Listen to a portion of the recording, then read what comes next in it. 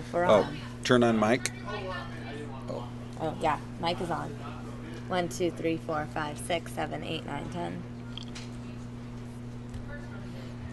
You have Mikey on? Yes. Turned on? E. Okay. E. It's on.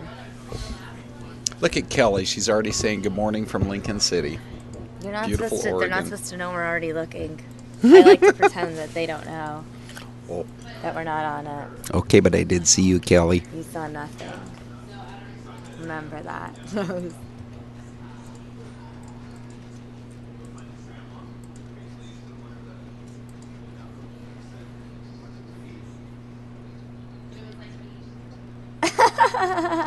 Such a shock. Surprise! Ron is here again. Oh, there's so much going on, you guys. There's so much going Wow. on. Well, guess what? I know we've been talking about the whole email controversy with Hillary Clinton. Well, today she's finally going to address it. She is scheduled to speak at the UN in just about 30 minutes. We're going to carry it here live on News Now and hear what she has to say about her. Yeah, I think she's going to actually have to answer questions, so that'll be good. And then there have been some new developments in the last 10 minutes coming out of the University of Oklahoma. Mm-hmm. We'll tell you about More controversy. what's going on There's there. just a lot of controversy to talk about today, basically. Yeah. Right there on the YouTube channel. Come look us up.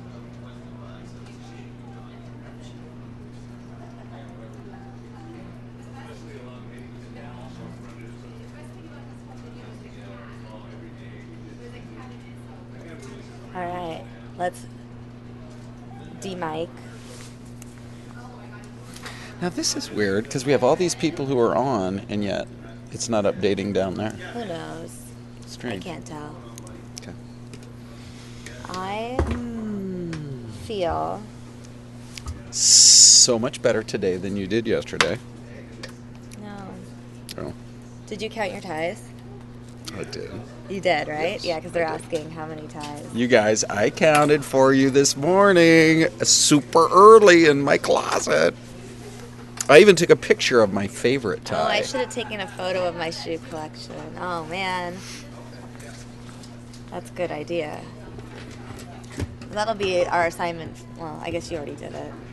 I was trying to come up with a good sound effect for whoever, I mean, if you win in one of these contests that we have here, because there is no actual prize other than we talk about you, I was trying to come up with a good sound effect for, like, a win.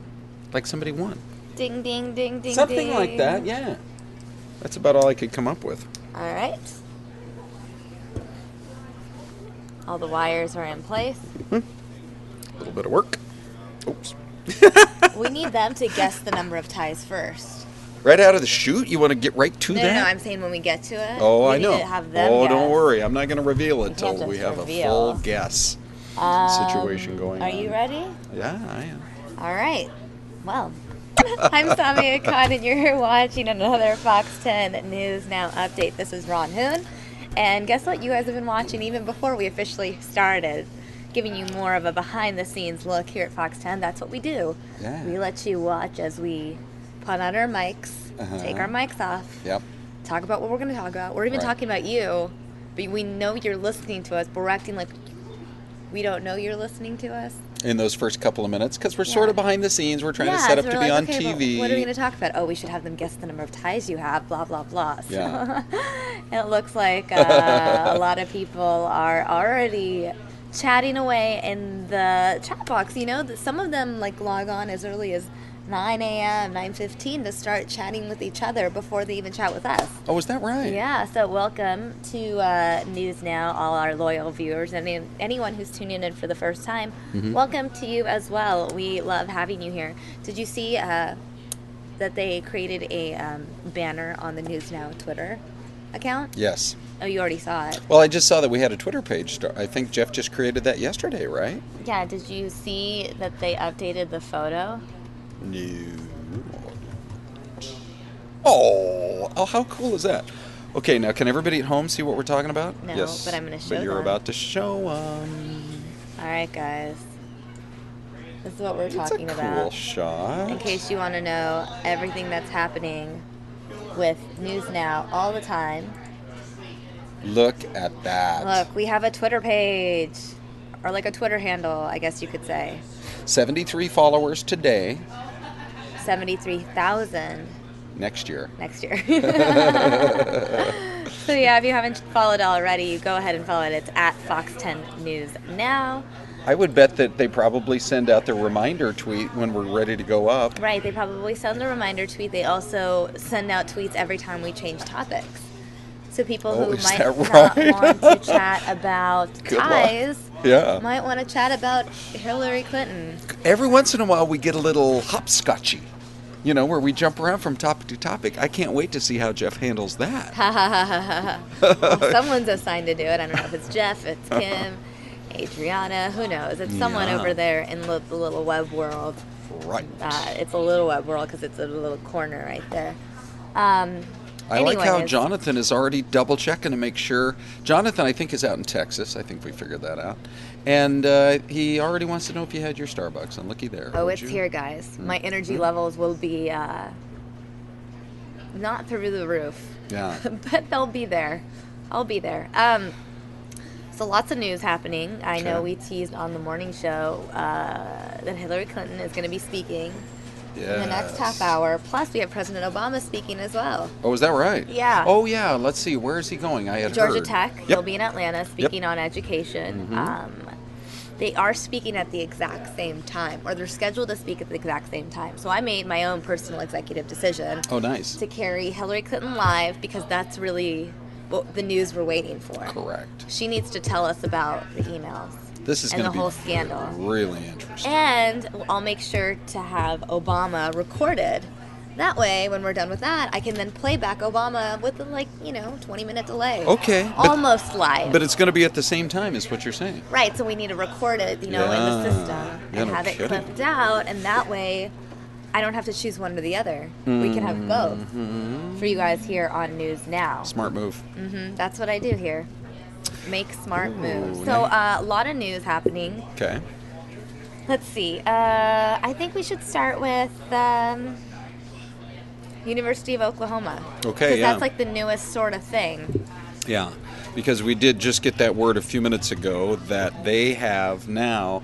People from coast to coast are so disgusted by this. Yeah. And Did you see that the house mom even got involved? Yes, Yeah. that she'd apparently been Chanting. kind on- of racist with some Right. of her sayings herself. But I was talking to, we talk off the air during the commercials all the time, and I was saying, I think it was to Rick or maybe to Corey or something, I said, it just doesn't make sense that this is something this sounds like 100-year-old thinking, Uh-huh. It doesn't even sound like it's in the modern brain where somebody would even come up to think up a chant like this and how people would think it's funny. Well, there's this Vine video apparently of the house mom from 2013 Okay. repeating the N-word From over and 2 over. years ago. Yeah, so it's interesting because Okay. this is the same house mom that was interviewed. Mhm. I guess she was interviewed by a local station about whether she had known about the racist song or any of the that stuff, and apparently she said, "I don't know what I'm doing. I mean, I'm in shock." And then they were like, "Did you get any indication that there was anything like this going on?" She's like, "No, never heard the song." This is the is, interview recently. in yesterday or Yeah, something. but here's Okay. this video now that's leaked of the same house mom repeating the N-word. I guess she was singing along to the rap theme? song, Trinidad James's "All Gold, Everything." Huh. So I'm gonna play it because we're Okay. the internet Yeah. and we can. Yeah. So if you guys are offended or are offended, typically cover your ears because I'm gonna play it because that's what I do here.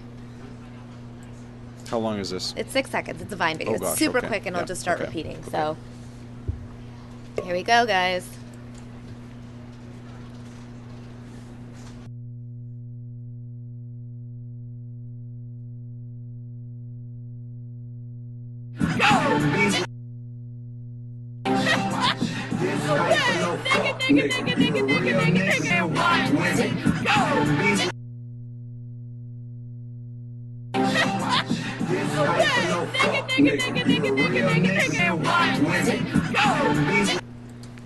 Okay, so that is the latest controversy. I feel like people could argue two different ways. That in that situation, was singing along with a rap song. Mm-hmm.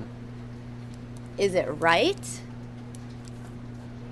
Are you saying that's part of the lyrics of the rap song? Yes. Oh. So that's why it's a little less okay. controversial than the actual one that we're talking about. Now, the Right. one that leaked on that bus where everyone was singing along, that you can't argue for it. They basically changed the lyrics of "If you're happy and you know it," you're happy right. and you know it, Right. and made it super racist. You Right. cannot defend that in any way. Right. You can't justify that. Yeah. Obviously, now that this video is leaked, a lot of websites are like, "Oh, look how racist this frat house's mom is." Mm-hmm. My personal take in that situation, it's not necessarily right, but I can understand how it's a little more understood that it was they were the lyrics of a rap song. Yeah. So in some of the various shows that I watch, one of the shows that I watch is on ESPN.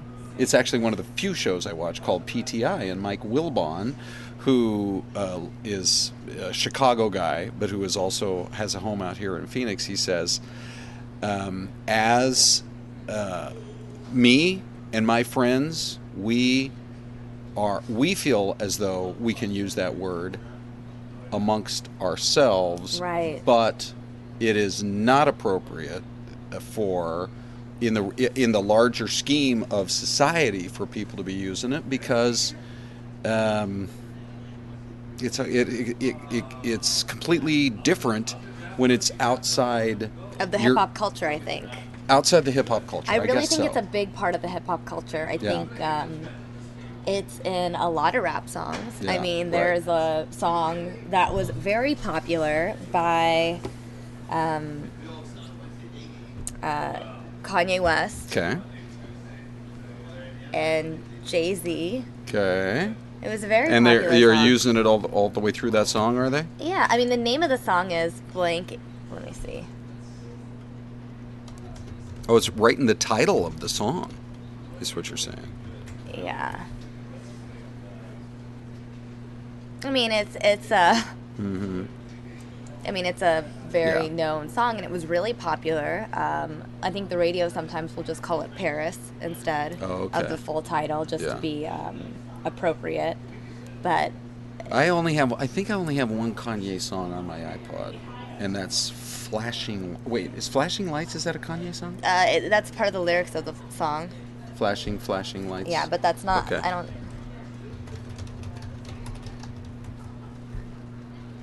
I guess it is. Is that? Yeah. Mm-hmm. Well, anyway, so here's the actual story, right? Because that was the part I wanted to share with you. Is the university just expelled 2 students? The president said after they were identified as the leaders of this racist chant caught on video at a frat event. In fact, he said that the students were dismissed for creating a hostile learning environment for others.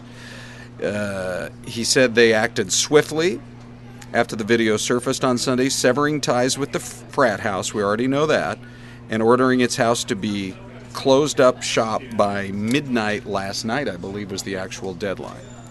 So he says, I hope the students involved in this incident will learn from this experience and realize that it is wrong to use words to hurt, threaten, and exclude other people. He says the university is still working to identify other students involved in the chant who may also face discipline. I mean, he was really disgusted when he talked about it yesterday, saying this is just not representative of what this university is all about. Right, and now, I mean, look at these 2 students that have been expelled. Like, where do they go now? Yeah. You try to apply to another school. Oh, why did you leave your last school? Right. I mean, it's pretty much all over the internet. Right. It's a bad situation in terms of their future. Yep. Unless you can find some university or some employer that's really understanding. They're in a bind now. I know.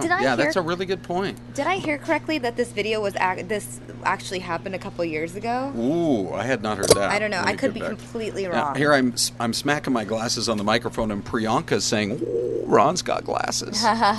It's true, but these are like readers because I just have to have them. Sometimes the words are so small. So windows at the frat house are all boarded up this morning, and the Greek letters were already taken down. And a junior from Oklahoma City, who is one of, there are a total of about 1,400 African American students on campus, says the mostly segregated Greek culture is partly to blame for creating an environment where racism can thrive. Now, this is in Norman, which is actually kind of surprisingly close to Oklahoma City. I think I've told you over the years I try to go to a lot of different college campuses to see football games. And so I actually, with my folks, we went to Oklahoma City, stayed in Oklahoma City, and went down to Norman. And it's a pretty quick drive to get down there. And the campus in the town is just kind of out there all on its own. But it's fairly close to Oklahoma City. And this particular student who's speaking about it is from Oklahoma City. Let's see what else is happening here.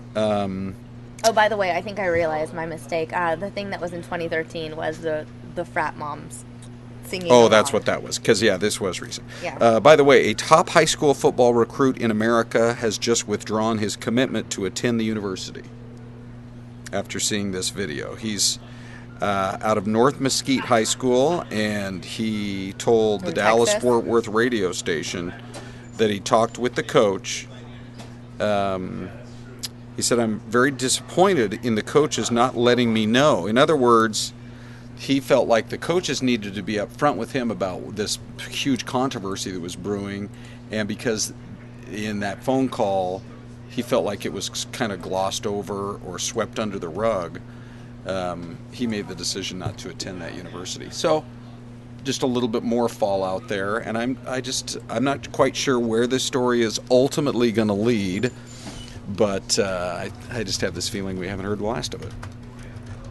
Yeah. So, anyway, 2 students expelled, and they're going to try to figure out who else was part of that. But I can't wait to hear. At some point, somebody's going to get an interview with one of those expelled students or with a frat member who can explain where exactly this whole thing came from, this whole chant. You don't mind if I just kind of... No, do what you got to do. Grab my microphone here, Dave. That's what we usually do at about 9:58, 9:59. I know. I always am a little bit late doing it. And then Anna's over here. Anna, just wait. Just you don't even have to say. You don't have to. Oh wait. Oh, here's Anna over on camera one. I don't have to switch. Was this? Here comes Anna. There she is. How could we do the morning show without Anna? She does it all. She can floor direct. She can direct the whole show. I really like this camera. I love that camera too. We should use this camera more often. We got to remember it.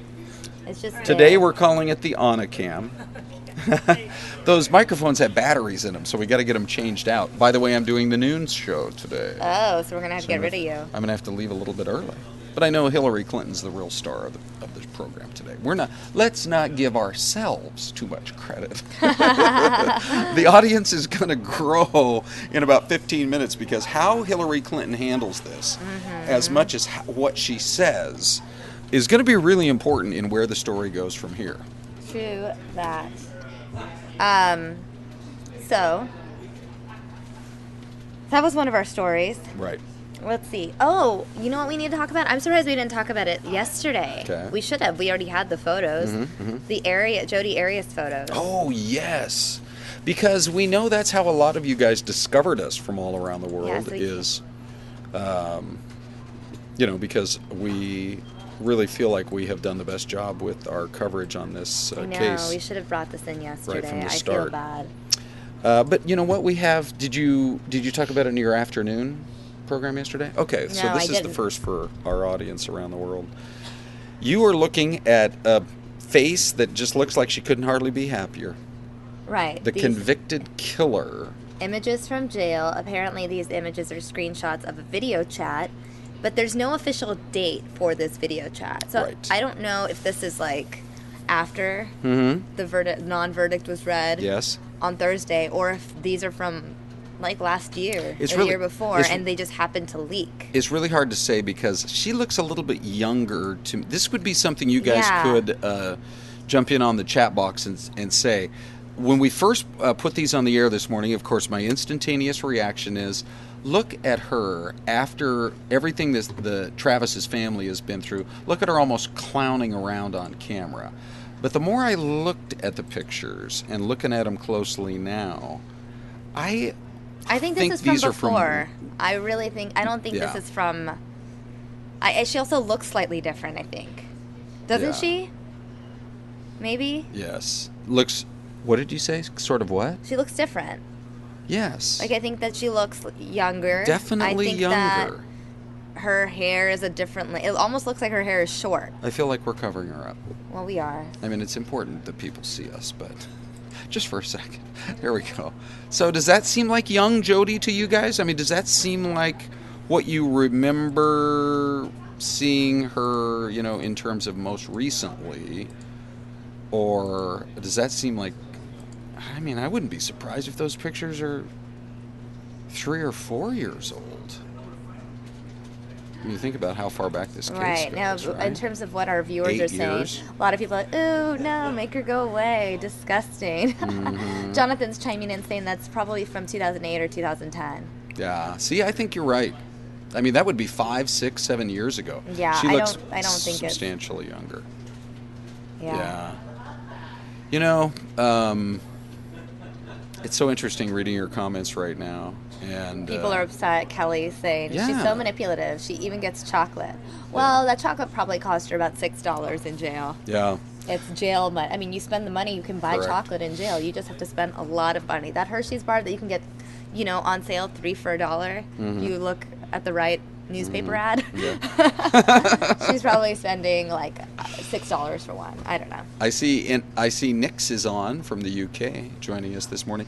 I heard from somebody this morning in Texas who's a big fan of the show, who said, I think this was Marty, saying with the time change situation, it's going to be a little bit harder for me to watch you guys because 10 a.m. Phoenix time now all of a sudden is a different time for everybody all across America. We basically do not follow daylight savings time. We protest daylight savings time. Right. We do not need to save our daylight. So this is this is why we say if you will either subscribe to the channel or maybe come follow Fox 10 News Now, our new Twitter page. Right, on Twitter. And also if you download the Fox 10 Phoenix app, then you'll also get push notifications when we're on air. So you'll never miss out on a News Now update. By the way, if you do go to YouTube and you're trying to figure out, I did just want to show you guys something because I thought this was so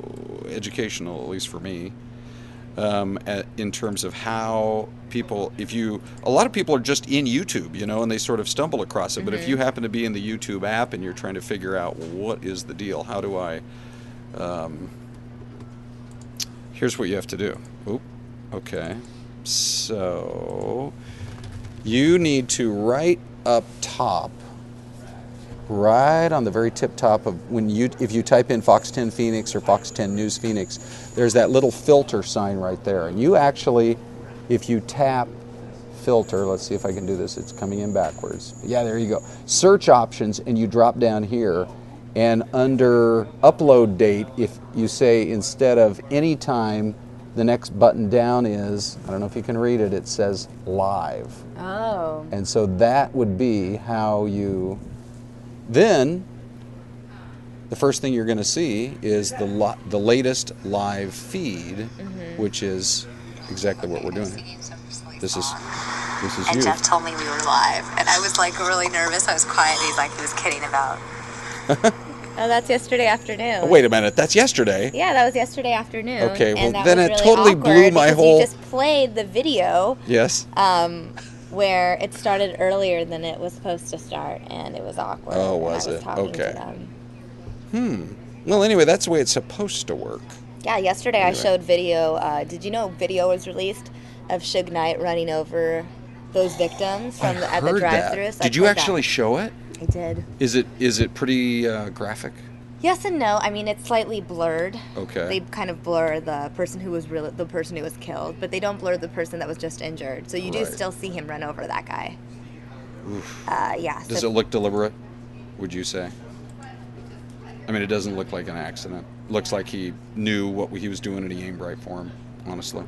Yeah, I mean, it's possible that the other person still had a gun and was threatening him, but it wasn't like he accidentally ran into over someone, Yeah. is my personal opinion on it. Yeah.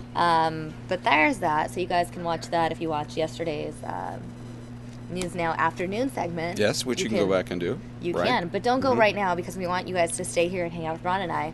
I want to transition now to the fire portion of News Now. So Okay. yesterday, as we were wrapping things up, we had breaking news at Southern and 91st Ave. This crazy brush fire had just erupted yesterday, just after 4 p.m. Arizona time. And it was funny because a lot of our viewers started calling it...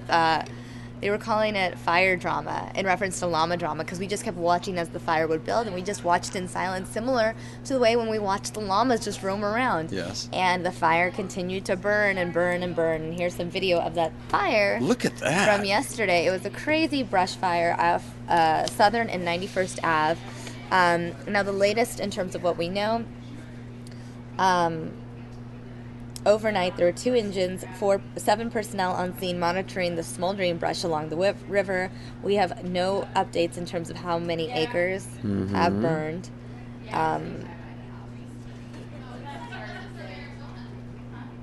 I know that it has grown. It's possible they could have up to 70 people on scene today. They are even considering attacking it by air.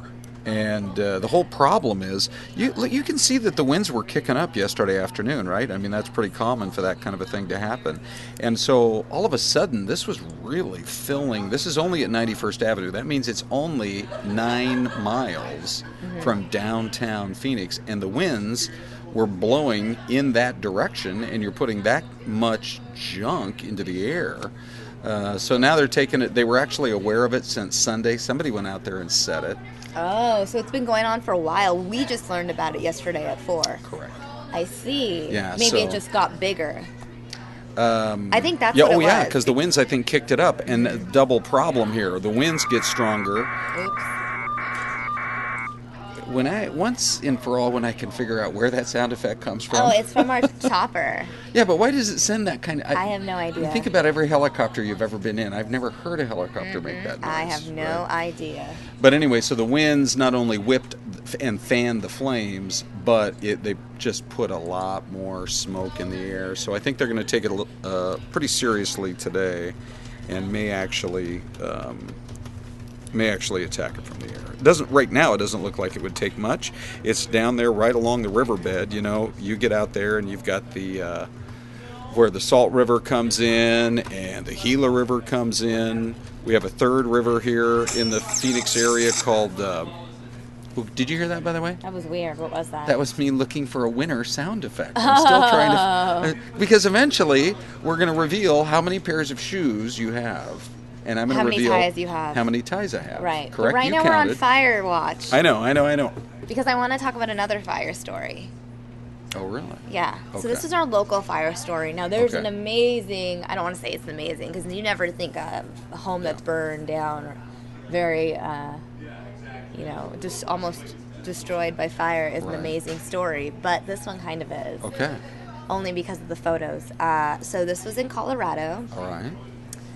Now, firefighters responded to a home that was on fire, it exploded. This story. And Okay. when they went outside, or not when they went outside, but on the outside of the home, they found this spray painted. My wife is a cheater. After the fire. When they responded to the fire, Yeah. like afterwards or whatever. So I think Holy. I'm wondering if the person who set the fire, because they did say that it was like an arson situation, Right. was the husband who So- caught the wife cheating or something. They- Maybe he So they lit think the house on fire. I don't know, but we know that a man has been arrested in connection with the arson. They haven't announced, who that person is in terms of whether it is the husband or not, but they did Right. find that photo, so we can, safely infer what we want to infer, I guess. But I will say this. I had a buddy. Oh. I had a buddy a few years ago who went through this. This was several years ago, in fact. And just watching the anguish that he went through of knowing that that was really a shock to him that his wife was cheating on him. It changed his whole personality. That makes me so sad. It was so hard on him because he still loved her. And he actually, at one time, actually saw the guy pull up to the house and saw his wife come out of the house, get in the truck, and the two of them leave. And That's so heartbreaking. It is so heartbreaking. And so you understand it's more than just drama. I mean, it is like emotionally torture.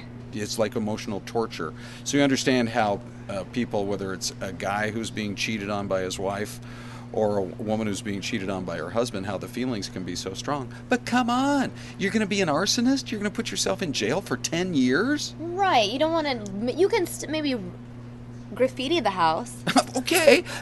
All right. Yeah. And what if it wasn't the husband? What if the husband wrote, "My wife is a cheater" on the home, and then someone else lit the home on fire and framed him?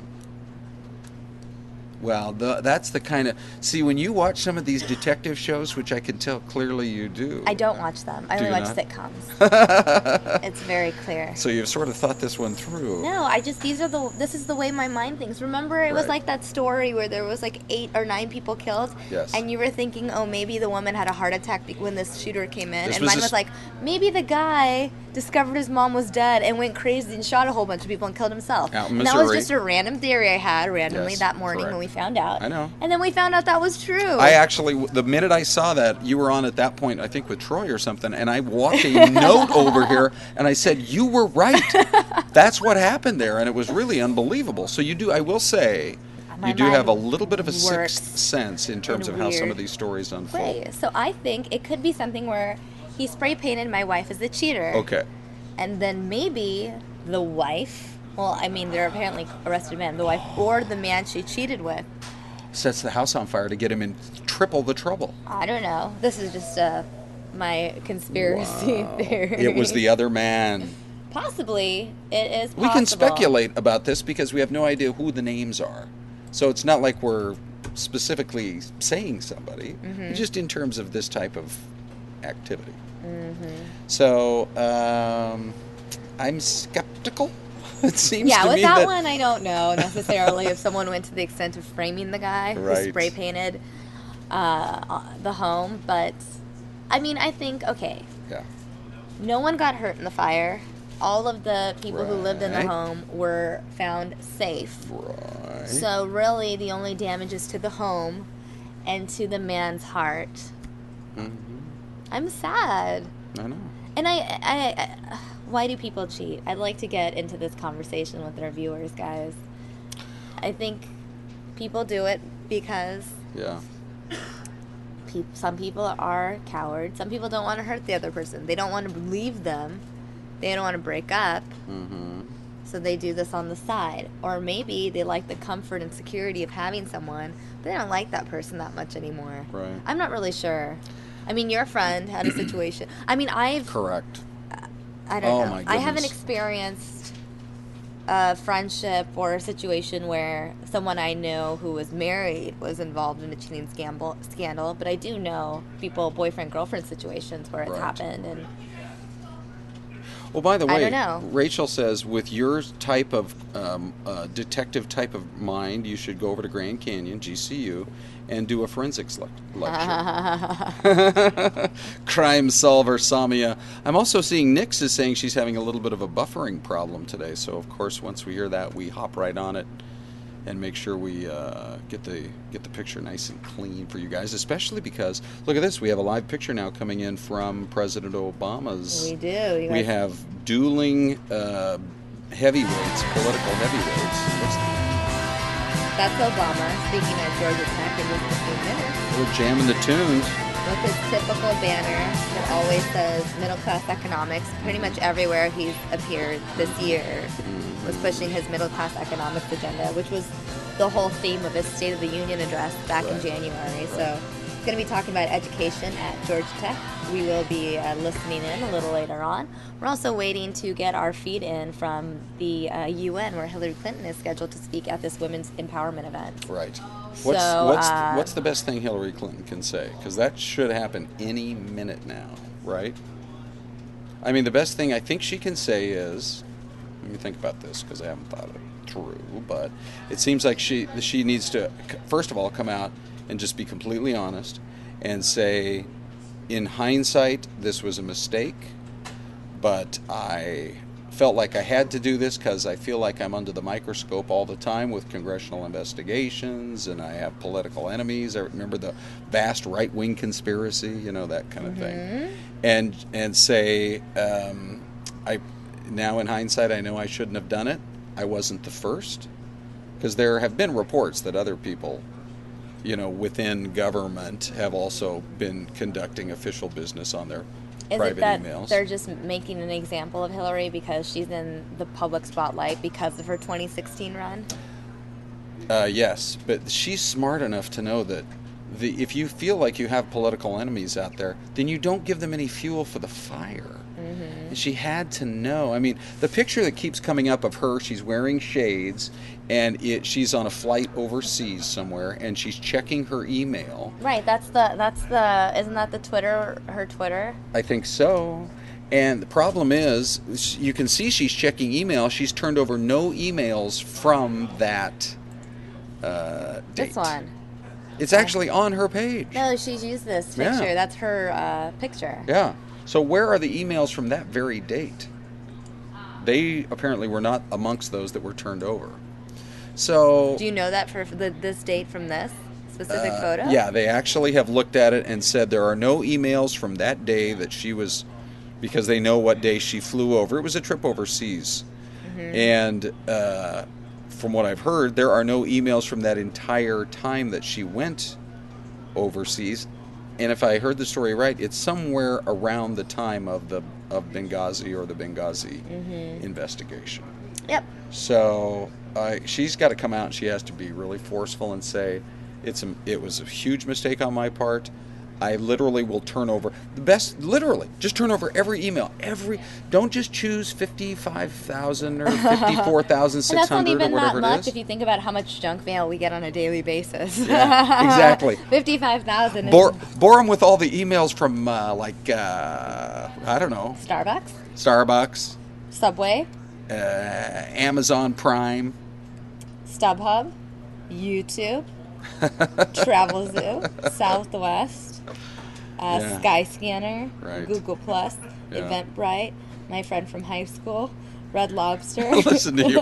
Really? You're on Red Lobster's mailing list? Yeah, it was Did one you of get those coupons things, or something? It was one of those things where it's like I went to Red Lobster with my mom, and if I signed up for something, I think we got a free appetizer. So I was like, oh, I'll sign up. Yeah. So that's the story there. By the way, I noticed that some people were responding to my previous question. Yes. Why do people cheat? Okay. And,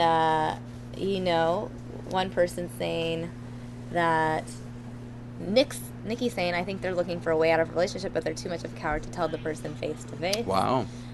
Someone else had said, heartbreaks for Travis and family, says abuse is a good reason, hoping someone will take them away from what the abuser is doing to them, i.e. a savior. Interesting. Yeah, it is. Well, okay, so are you going to clear me to run into my meeting for a few minutes? I guess, if you want. I know. We thought by now we'd be hearing from Hillary Clinton herself. It's not make or break for her presidential campaign, but in terms of where we stand right now and the momentum that certain candidates are getting, because there's a poll out this morning, Samia, amongst Republicans, who could you see yourself voting for? And the name that came to the top of the list surprised me. Because yesterday you were saying, okay, so who right now seems like maybe they would move to the top of the list if there was somebody we were talking about since Hillary would no longer be considered the odds-on favorite, who amongst all Republicans and Democrats? And I had mentioned maybe like a Jeb Bush or a Scott Walker. So they asked all Republicans, and the name that came up number one on that list of who could you most likely see yourself voting for surprised me. And I think I want to talk about that as soon as I get back from my meeting. Oh, you can't tease us like that. No, really? You need the information right now? I'd like to know because I'm still waiting on a picture out of the UN and we haven't gotten one in yet. Okay. So I'm just playing the waiting game. I will give you the answer, and it's Marco Rubio. Oh, See, we didn't even talk about him yesterday when we were. Okay. Now, again, this is amongst Republicans, not Democrats, but more Republicans in this survey said they could see themselves voting for Marco Rubio, and it just makes you wonder if maybe he's laying the groundwork because we're still so far away. Mm-hmm. Interesting, huh? Yep. Very interesting. All Younger right. guy, very popular. So, anyway, we'll talk more about You go that. to your meeting. I'm going to continue to read these comments. Okay, good. Let's see. Rachel revealing something interesting. A woman my hubby worked with told her hubby she cheated with mine because she wanted to divorce him to be with a woman. So sometimes, Rachel, are you saying that sometimes people make things up just to get out of situations? Interesting. Let's see. Nick's chiming in, which proves my point, Rachel. Why not fess up to the partner and then leave? Rachel adding, Nick's, it's because she was over 40 and embarrassed. She tried to date me. I was 24 at the time. Okay, I'm learning a lot about our viewers' personal lives right here on News Now by reading that chat window. All right, it looks like we hopefully will be getting this feed in from the UN any minute now. In the meantime, let's take another live look at what's going on out in Georgia. Now, this is Georgia Tech, where they are awaiting President Obama's arrival. He'll be speaking on the topic of education any minute now, so stay tuned, and we will have more for you here on News Now. Okay, so I did a little bit of my, fire block stories about fire. We talked about the brush fire. We talked about the fire in Colorado where we had... my wife is a cheater, spray painted on the home. Well, I have this another story that's somewhat fire related. It involves two firefighters who are under scrutiny and now being sued, the fire department's being sued because of their altercation with this individual who was mentally abused. Now, this is a story that I believe Mark Martinez was on yesterday. And I found it really interesting, and I thought I would share with you guys the story here.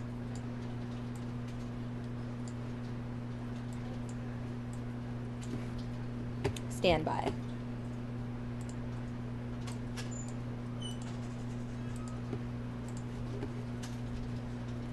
I'm gonna have you for everything you have. The profanity-laced tirade was caught on camera. The firefighters admitted to punching the patient 5 to 6 times each while he was down on a gurney. Now they've served their punishments for their actions. Captain Sean Alford, a 17-year veteran of the department, was suspended without pay for 2 days. Firefighter Danny Padilla, who's been with the department for 10 years, was suspended without pay for 1 day. The patient, 30-year-old James Murillo, ended up with a black eye. He has bruises everywhere. He has bruises in his head, in his ears, nose, eyes, everywhere. I can never believe the fire department done something like that. Murillo's family has questioned whether the firefighters should even keep their jobs after the incident. Chief Mark Burdick says the firefighters simply reacted to the violence toward them. This individual agreed, got on the gurney, was on his way out, hit his dad. Our captain said, hey, please don't do that or we'll have to restrain you, which is tie them down. And that's when he reached out and struck the captain. That's what caught them off guard. Burdick says the firefighters were not trained to deal with violent patients, and since Murillo took the first swing, the firefighters used force to defend themselves. An administrative investigation found the firefighters did use excessive force and could have been fired for violating city and departmental codes. Now some question whether a few days suspension is a harsh enough punishment. I feel that the punishment does fit the crime. Again, if I had a history of firefighters that had a problem, if they were aggressive before, all those factors that come in, I may have made a different decision. But these are good employees. They provide excellent service. All right, that was a story that I just clipped. I actually think that is not the correct story. That's not the story I was looking for specifically to play here on News Now. That story was done by Nicole Garcia, but rather I was looking to speak. I think that was the original story when the incident first happened. I'll try to grab the news story in just a couple minutes, but it appears that we have now gotten the feed from the UN event where Hillary Clinton is scheduled to speak any minute. Let me just pull that up and see what's going on. Thank you very much. Excellency, Mr. Ban Ki-moon, Secretary General of the United Nations. I have wonderful excellencies on the table, from a former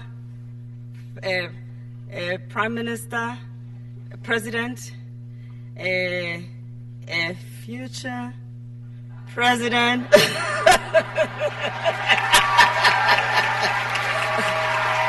I'm just saying.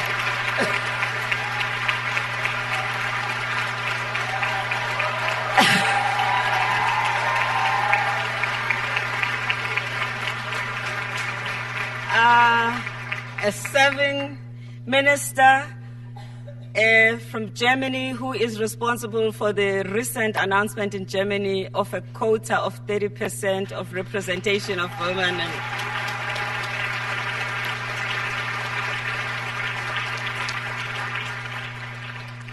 So you're all welcome. This is me and my co-chair. We both have a responsibility for this wonderful gathering, and you wonderful people who are here. We want to thank you for being here and your enthusiastic participation. 20 years after Beijing, we're here to discuss how women can effectively participate in the economy. Because in the review of Beijing, one of the areas that is lagging is women's participation in the economy. Women's leadership significantly lagging in the economy, in politics, and that has a significant impact on all the other critical areas that we agreed to take forward in Beijing. So we're going to hear from many of you how we can do that. And most importantly, what we also discovered in the review of 168 countries is the tension between the many good laws that we have passed in the 20 years and the customary law that undermines and clashes with all of the progress that we're making. And that while in the last 20 years, one of the legacies of the 20 years is that governments amended constitution, passed good laws, but because we've not transformed society, we have not removed the pillars of patriarchy, we are transforming within a patriarchal society, we're not moving as fast as we need to. We want therefore to discuss how we remove the pillars that constrain our progress. Thank you. Thank you. And very briefly, on behalf of the business community, excellencies, ladies and gentlemen, a very special warm welcome to the 6th annual Women's Empowerment Principles Gathering. When Secretary General Ban Ki-moon launched the Women's Empowerment Principles in 2009, only a few corporations really had the courage to stand up and to step forward and to establish the business case. Today, we're approaching 1,000, and we believe it is possible to achieve market transformation from within. With these words, I wish you all a successful Women's Empowerment event, and we thank all the dignitaries who have come here to grace us today. Thank you very much. Have a successful meeting.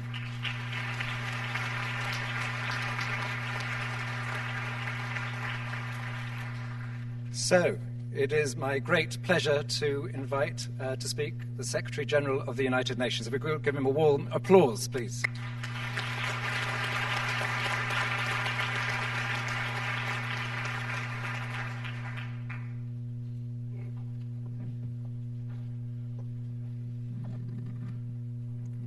Thank you very much, Carol. Your Excellency, Madam Zorana Mihajlović, Deputy Prime Minister of Serbia, Your Excellency Frau Manuela Schwesig, Bundesminister of Family Affairs, Senior Citizens, Women and Youth of Germany, the Honorable Madam Hillary Rodham Clinton, Ms. Mary Robinson, United Nations Special Envoy for Climate Change, Ms. Phumzile Mlambo Nkuka, Executive Director of UN Women, Excellencies, distinguished guests, ladies and gentlemen. It's my great pleasure to open the Women's Empowerment Principles 2015 annual event at the 59th Commission on the Status of Women. With this event, we are marking the 20th anniversary of the Fourth World Conference on Women in Beijing in 1995. We still remember, we are seeing these days even the historic legendary speech which was made by then First Lady Madame Clinton at that time. Women's rights are human rights are women's rights once and for all. Thank you for your legacy. We are trying to build upon this Beijing Declaration and your leadership and legacy. And thank you for your taking time. I hope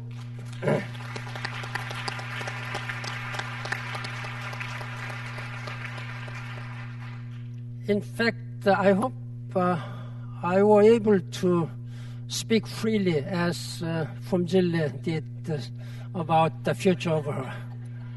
But I will wait some more time.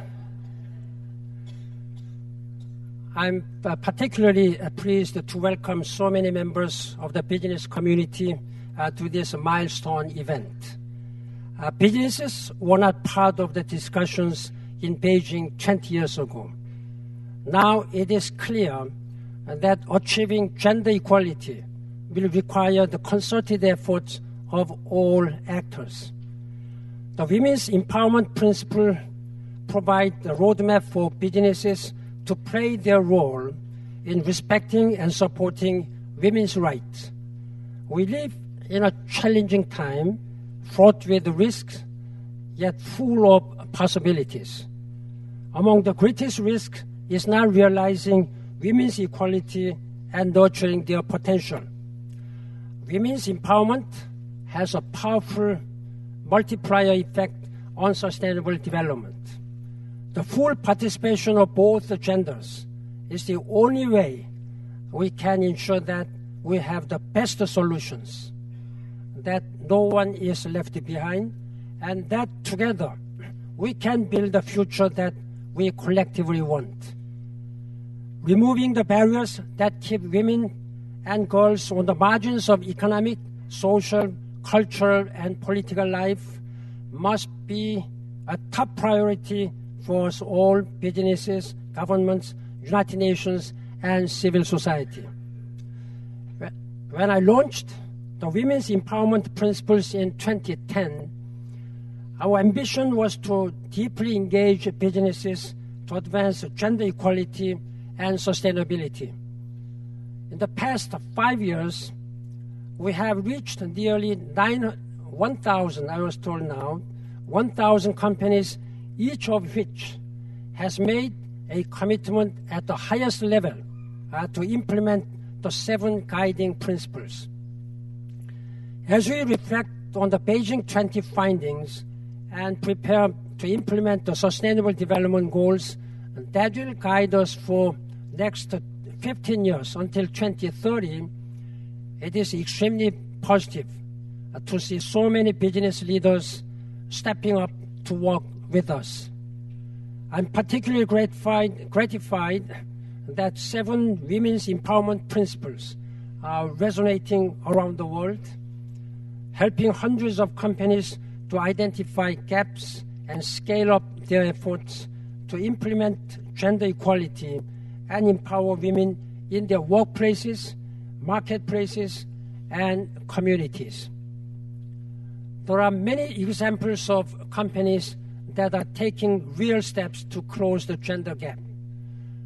A global electrical energy company has linked gender diversity performance to financial bonuses for executives. In India, a water and sanitation company headed by a female CEO developed a bio-friendly toilet and made it available to rural and poor communities. A Turkish bank has designed the products and services to support women entrepreneurs. And in Brazil, a renewable energy company has set up a domestic violence shelter and support system and rallied male employees to help end violence against women.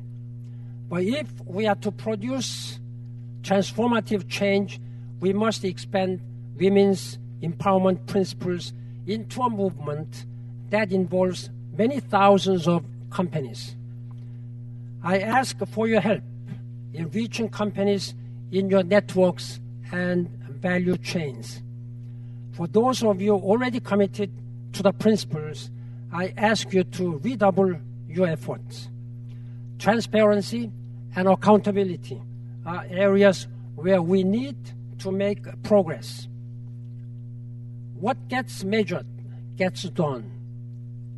That is why I'm pleased that the UN Global Compact is now asking companies to include gender equality criteria in their annual corporate sustainability reporting. And I thank you for your commitment for gender empowerment. I encourage all those companies supporting the women's empowerment principles to join the UN Global Compact and communicate your progress annually. I also encourage governments to promote the women's empowerment principles in interactions with the business and to consider the performance of companies on gender equality when they make decisions in areas like procurement, partnerships, and for development. And according to Fortune 500, I read one day that the more women are sitting in the boardrooms, the more benefits these companies are making. So please remember this real fact. In closing, ladies and gentlemen, I want to call your attention to the timeless message and mission of the United Nations as stated in the Charter. I quote, "To reaffirm faith in the dignity and worth of the human person, in the equal rights of men and women, and of nations large and small." End of quote. To fulfill this promise, we need to work together and hold ourselves and each other accountable. We must listen and lead. This gathering, which brings together government, civil society, business, in the spirit of collaboration and partnership, has great potential. I hope that the Women's Empowerment Principles annual event will serve as an entry point for business participation at the Commission on the Status of Women for years to come. And I wish you a very successful meeting and look forward to its outcome. Thank you for your strong commitment and leadership. Thank you very much.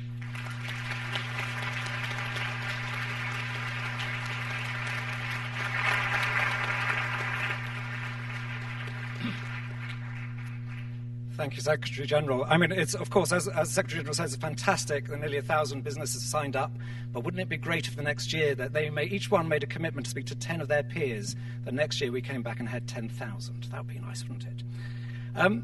Anyway, I was going to ask everyone to give a warm welcome to the Honourable Hillary Rodham Clinton, but everyone has done that already. But I always believe if it's worth doing once, it's worth doing again. So if everyone could now warmly...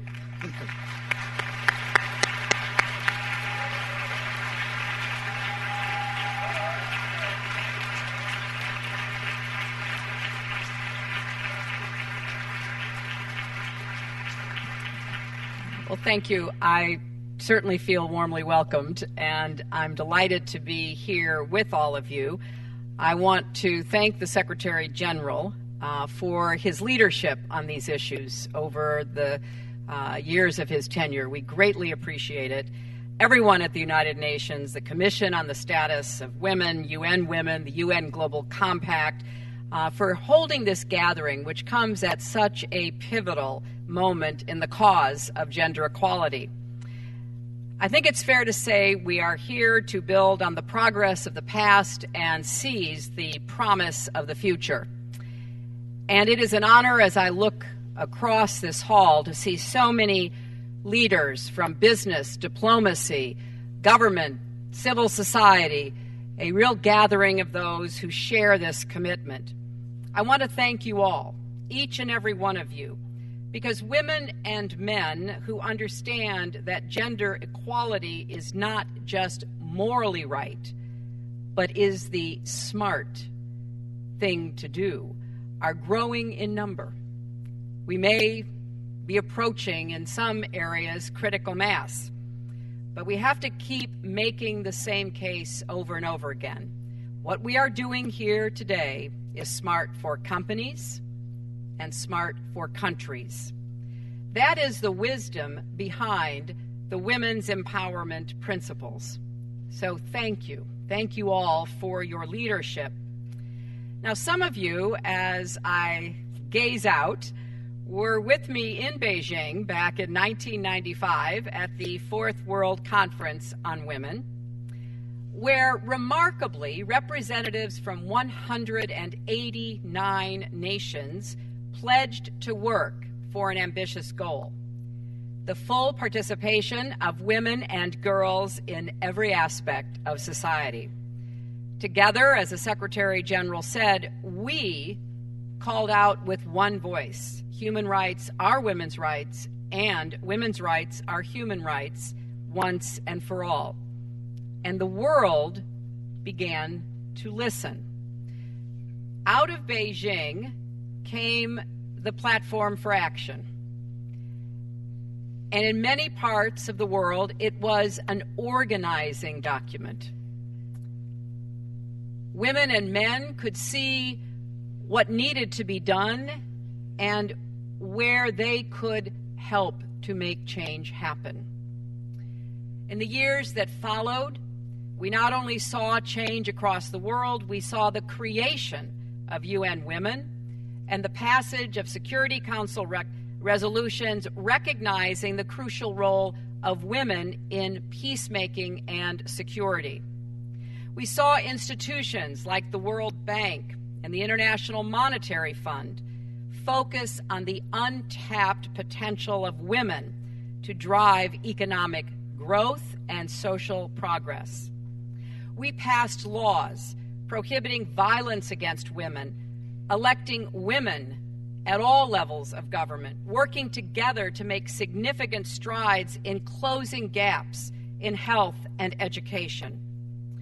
Now, 20 years later, it is not only time to take stock, but it is our job to keep the ambition of Beijing alive, to keep marching forward. Yesterday, the Clinton Foundation and the Gates Foundation announced a sweeping new report that marshals 20 years of data from around the world to document how far we've come and how far we still have to go. All the evidence tells us that despite the obstacles that remain, there's never been a better time in history to be born female. A girl born in Lesotho 20 years ago could not hope to one day own property or sign a contract. Today she can.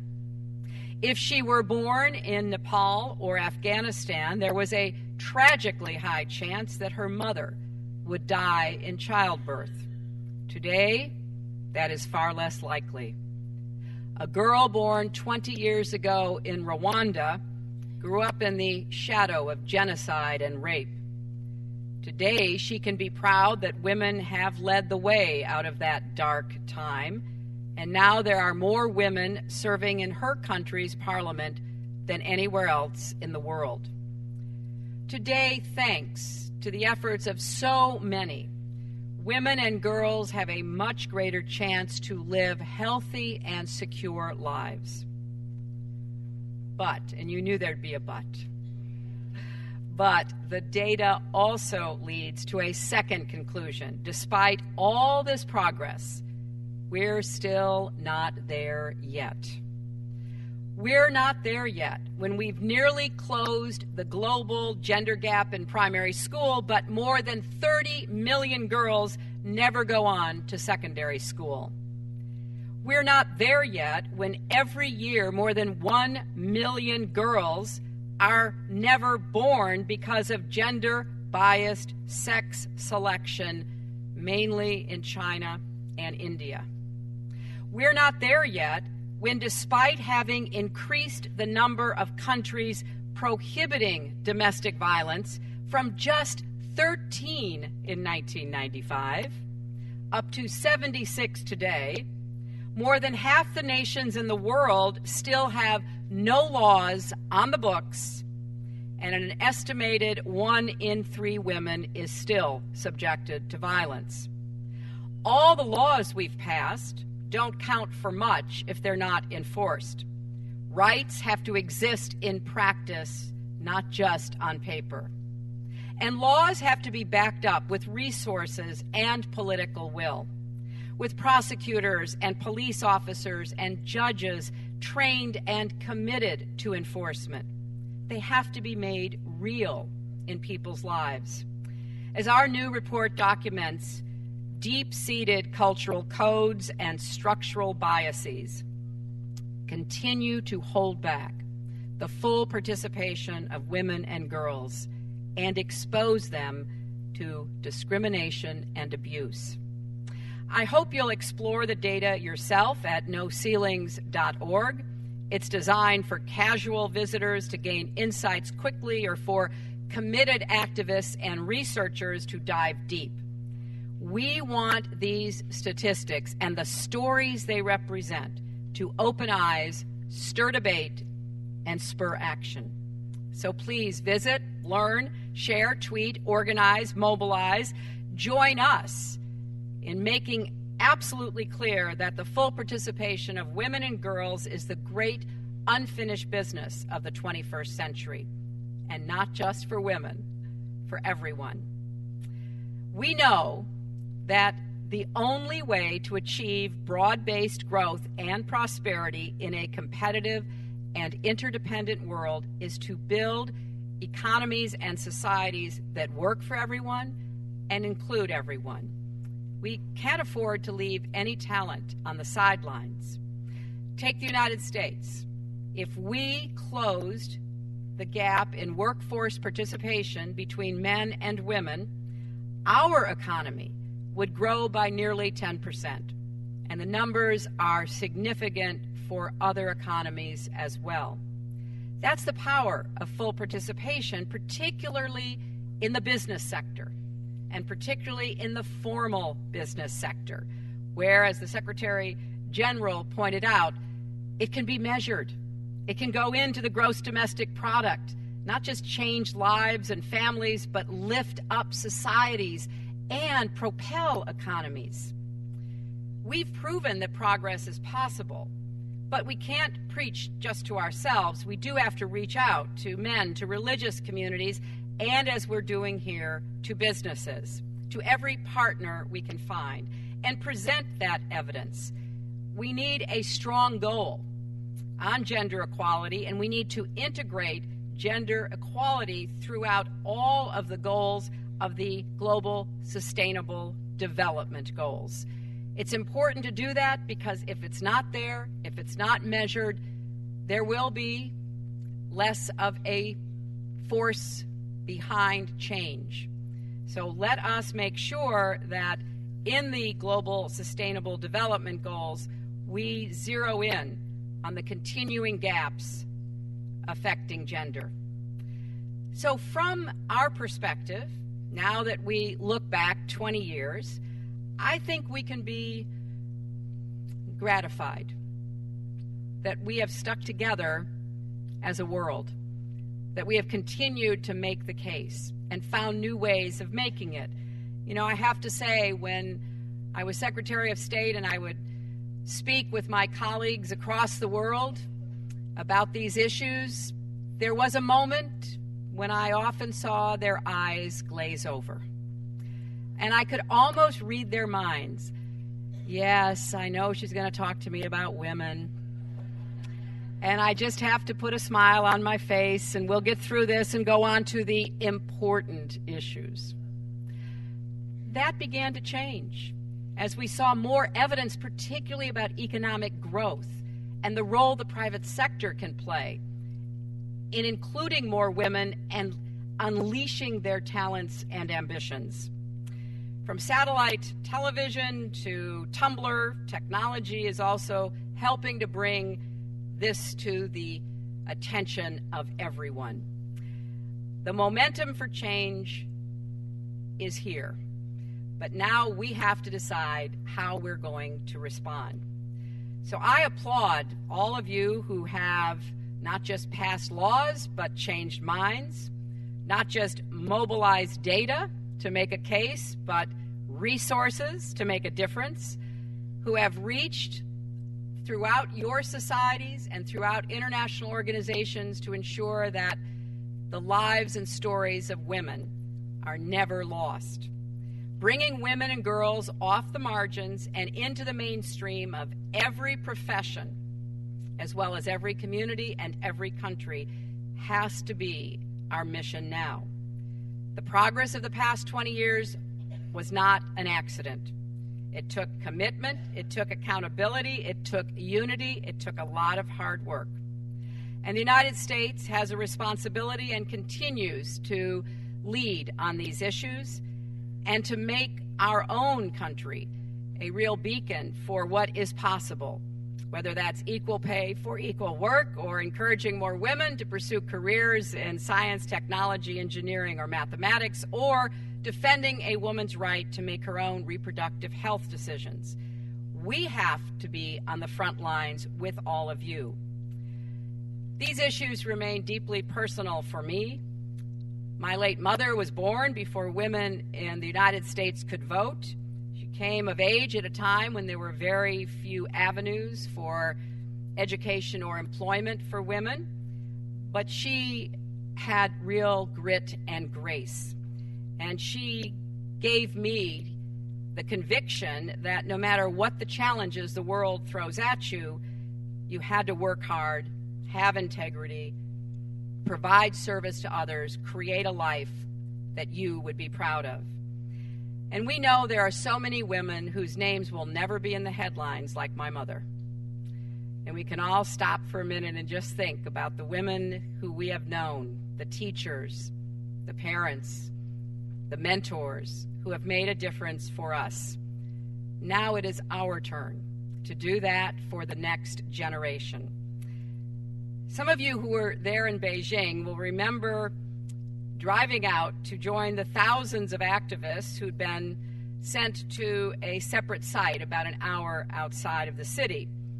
Women were standing for hours in the torrential rains, mud up to their knees, waiting to get into an old theater. They were, of course, a little frustrated, but they were determined. And once they got inside, they sang, they clapped, they cheered, demanding equal rights and equal opportunity. That's what we have to keep in mind. All of those women and men who are on the front lines, who are doing the sometimes dangerous work of actually living equality, of holding up the possibility of freedom. I'm excited by where we are, and particularly that we have brought in so many businesses who understand the role that they can play. And now, of course, that I'm a grandmother, I want to make sure that all children have those same opportunities to live up to their own God-given potential. And that's up to us to make sure the world they inherit is worthy of them. So thank you for keeping up the mission. Thank you for having the purpose that brings you here today. And let's keep working until we can finally say the unfinished business of the 21st century is done. Thank you all.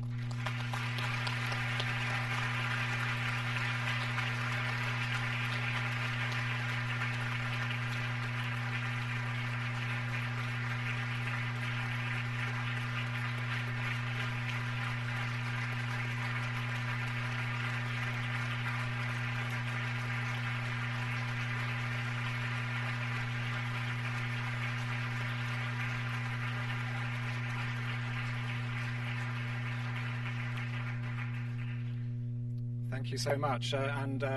It's such a powerful image, that idea of passing the baton from generation to generation. Each one takes the journey a bit further, and there's always more to do, and that we do it with purpose, so that, as Hillary said every generation hopefully improves, and that we move beyond the current limits.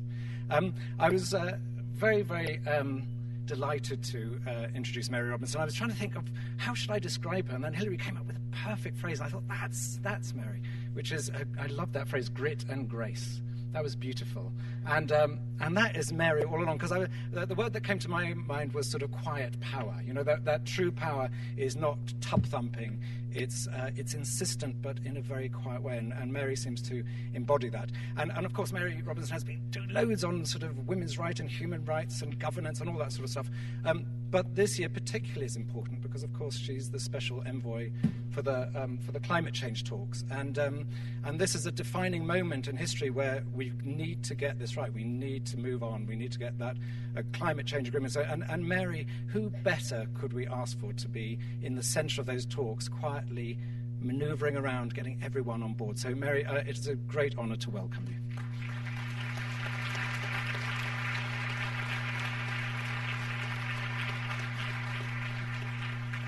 Thank you. I think I needed a little bit of grit and grace to follow that very comprehensive and inspirational address by Secretary of State Hillary Clinton. But Secretary General, Excellencies, ladies and gentlemen, and dear friends, so many good friends. I served as UN High Commissioner for Human Rights when the Global Compact was launched by then Secretary General Kofi Annan in the year 2000. And when I finished my term as High Commissioner, I served on the board for a long number of years with Georg Kell and other committed board members. But I have to say, I do think that the adoption of the Women's Empowerment Principles was the best step forward that the Global Compact has taken in the last 15 years.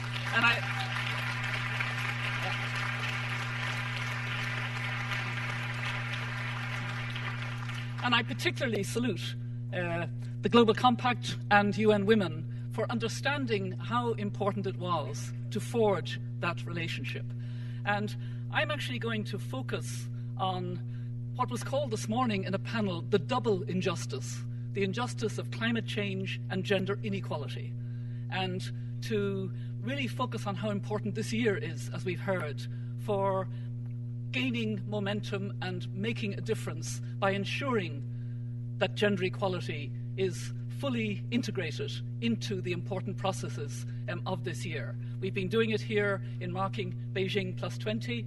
We will also have the opportunity with the post-2015 Sustainable Development Goals agenda and then the climate agreement in Paris. And we need to link business leaders and women on this agenda. In fact, we really need to intensify that link. And we need women who mightn't normally have thought of linking with business to try and make that link now, particularly with those almost 1,000 companies and CEOs who have endorsed and supported and are integrating the women's empowerment principles. Because that's a powerful ally for women in the front line, for women at grassroots, for women who have to be supported in their workplace, who need land rights, who need space, who need voice, who need to be supported in what they are doing. So I want to reflect on the fact that in the post-2015 development agenda, we do have Goal 5, a strong goal on gender equality. But gender equality is not as secure in the climate process. In fact, some of us were very disappointed in Lima at the very poor reflection of gender equality, not a sort of overriding operational principle, but some references in certain sectors of the text. And then the negotiators moved to Geneva, and I think it must have been the influence of that city of human rights, where the Office of High Commissioner for Human Rights and other humanitarian bodies sit. But certainly there has been an improvement, and now we have relatively good gender language in the text and also human rights language. And the important thing will be to keep that there, because it's not just about language, it's about having a people-centred agreement in Paris in December and having a sort of balance between the gender equality, which is firmly in the post-2015 agenda, which also has a goal on climate change and other goals on oceans, etc., that are relevant to climate change, and gender equality in the climate agreement. We need that balance to ensure that we will achieve our objectives. And there is no doubt that the almost 1,000 business leaders who have adopted the women's empowerment principles can add their voices to this agenda very effectively. And I appeal to them to actually see a particular role this year, a particular use of their capacity to be with political leaders and to speak to them. Sometimes the ambition of the private sector leaders who understand the importance of gender and the importance of climate change is very powerful. They are urgently looking for more ambition in the political process, and they are making their voices known about this. I think if we can make sure that they also incorporate and make their voices known on gender equality being an important component in these processes, because at grassroots level, women want to have economic power. It comes up again and again.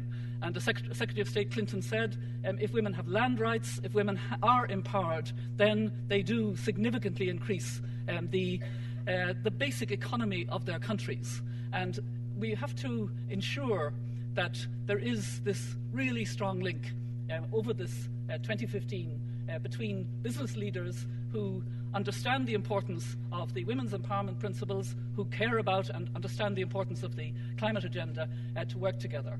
I say that because we are not in a comfortable place on climate change. We really aren't. We're not on course at the moment for staying below the 2 degrees that will give us a relatively safe world. It will still have a lot of climate impacts because that's built in, but it's a livable world. And the fact that we're not on course and that we're not seeing the level of ambition that we need to see at all levels is worrying. We need much more ambition on mitigation, on adaptation, on finance, and on technology, transfer of technology, if we're going to get to the real transformative change that we're going to need. Now, I can't think of 2 better groups to work together on transformative change than women and the business sector. But we haven't often worked together in the past, so we have to do it a little bit differently and think in different terms and use the energies of both and the pressure for more transformative change of both. I too would like to tell you what gets me out of bed in the morning and what is the more personal side of addressing the climate justice issue. I'm very aware, because of travelling to African countries and Asian countries and small island states. I was with the the Secretary General in Samoa last summer. I'm very aware that there is a difference of perception in different parts of the world about climate, and that if you're in the front line, it really is very serious. I was on a panel in Geneva last week with President Tong of the very beleaguered Kiribati. He has purchased land in Fiji because he may have to move his people there. And he speaks so sadly about that. And as he spoke on the panel just before me, and I spoke after him, I posed a question out loud that I've been posing to myself a bit. What would Eleanor Roosevelt and her commission of the Universal Declaration of Human Rights have thought about the fact that they would have never imagined that human-induced climate change might put countries out of business, in the sense of countries underwater, countries no longer livable in, and having to move people from those countries. I have a friend at the moment who I think is known to a number of you, Ursula Rukova, and she is moving her people from the Catterick Island to Papua New Guinea, 1,500 people. She has purchased the land. She has negotiated with the people of Bougainville and, done everything she can. And then she says in the saddest voice, but there is nothing I can do about the fact that we have to move from the land of the bones of our ancestors. And for an indigenous people, that's such a huge wrench. And yet countries may go out of existence. That doesn't seem to me to conform to the Universal Declaration on Human Rights. That's not a people-centered approach. So we should be more ambitious about climate change. And I'll end on this very personal note. I regard myself as a very lucky Irish grandmother because I have 5 lovely grandchildren, and they will be in their 40s in 2050. They'll share the world with about 9 billion others. And I often think, what will they say about what we did or didn't do in 2015? What will they say about what we did or didn't do this year? Because it will hugely impact on them. And that's why we need this grand alliance of the women's movement and the business that is progressive and believes that climate change has to be addressed and that we need gender and women's empowerment principles in business.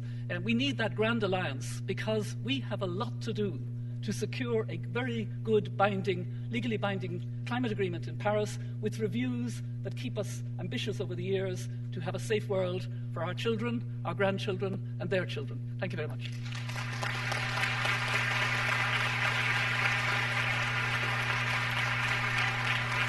All right, guys, that was a bit from the UN event on women's empowerment. Earlier, we saw Hillary Clinton speak. We are just awaiting a press conference held by Hillary Clinton where she is scheduled to speak. That press conference will be outside of that actual UN forum that we were looking at just now on News Now.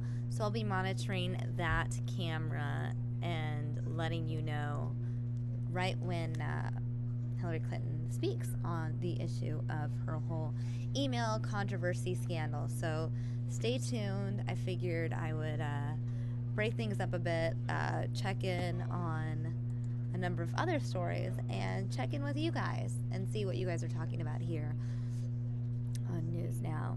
So let's see. It seems like you guys are having a conversation about who likes cookies and who doesn't like cookies.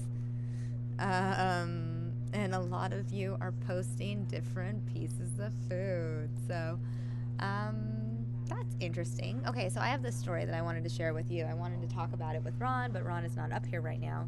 So I'm just going to chat about it with you guys here on News Now. Okay, so this is an interesting story. A teen was convicted after spending $30,000 that was mistakenly put into his bank account. Yeah, so this teenager who's in Madison County, Georgia, spent most of the $30,000 that was accidentally put into his account by a bank teller. So now he is going to serve 10 years on probation and has been ordered by a judge to pay all the money back. And so, yeah, that's a weird story. The fact that you find $30,000 in your bank account, you decide to spend most of it, and then you get in trouble for spending most of it. Now, the man does not face any sort of jail time, it appears. It just appears that he'll be on probation for 10 years and he'll have to pay all the money back. Now, the victim was a 70-year-old who had deposited more than $30,000 into his account after he sold land, but the bank teller mistakenly put the deposit into this 18-year-old's account, and then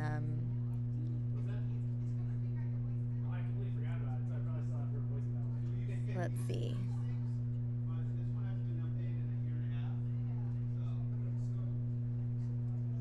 Let me see. I'm trying to understand this story right now. I'm reading it to you guys. So here's the thing with the two guys. Basically, they have the same name and they both live in the same city in Georgia, Hull, Georgia, which is a small town in Madison County. Actually, they never knew each other despite knowing or learning that they lived on the same street. So this is why the bank teller made the mistake. Let's see what you guys are saying about this story. Rachel, pay the money back. It's not the kid's fault. Make the bank pay it. Okay. Interesting. Anyone else's take on it? What do you think? If you found $30,000 in your bank account, would you first alert the bank? I mean, obviously this kid decided to spend most of it and now has to pay it back. But yeah, chime in. Let me know. I'll be watching. In the meantime, here's a live look at what we are waiting for. Right here. The podium is set up, the mic is set up, and we are waiting for Hillary Clinton's arrival. Stay tuned.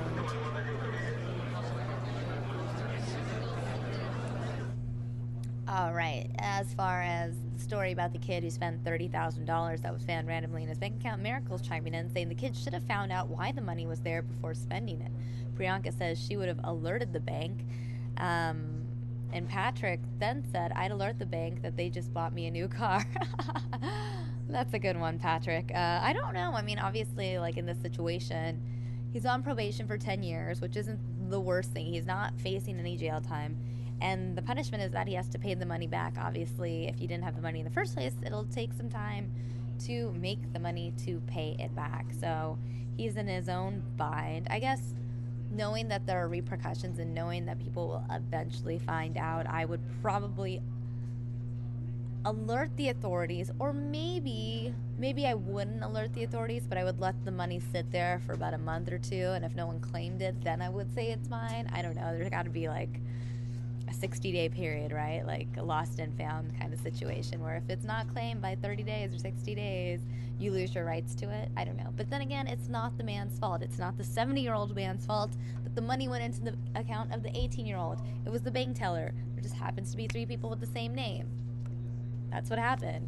Mistakes happen, and now this guy has to pay the price. Literally, just pay back the amount he spent. So Nix is saying to turn up the volume. There we go. I just turned up my volume. So hopefully you can hear me now, Nikki, out in the UK. Let's see. Joe Foley saying, I'd leave it alone for a few weeks. If nothing happened, it's mine. Yes, Joe. Joe and I are on the same page, I think. Rachel saying, Miracle, good point, but an 18-year-old seeing money come in, they won't care. I'm a stoner saying, I think in Canada it would be considered fraud to spend money you knew wasn't yours. Let's see. Miracle McClure, in this day and age, I would alert the bank. Not worth going to jail. Brian Smith chiming in saying, I'd buy Hooners some more ties.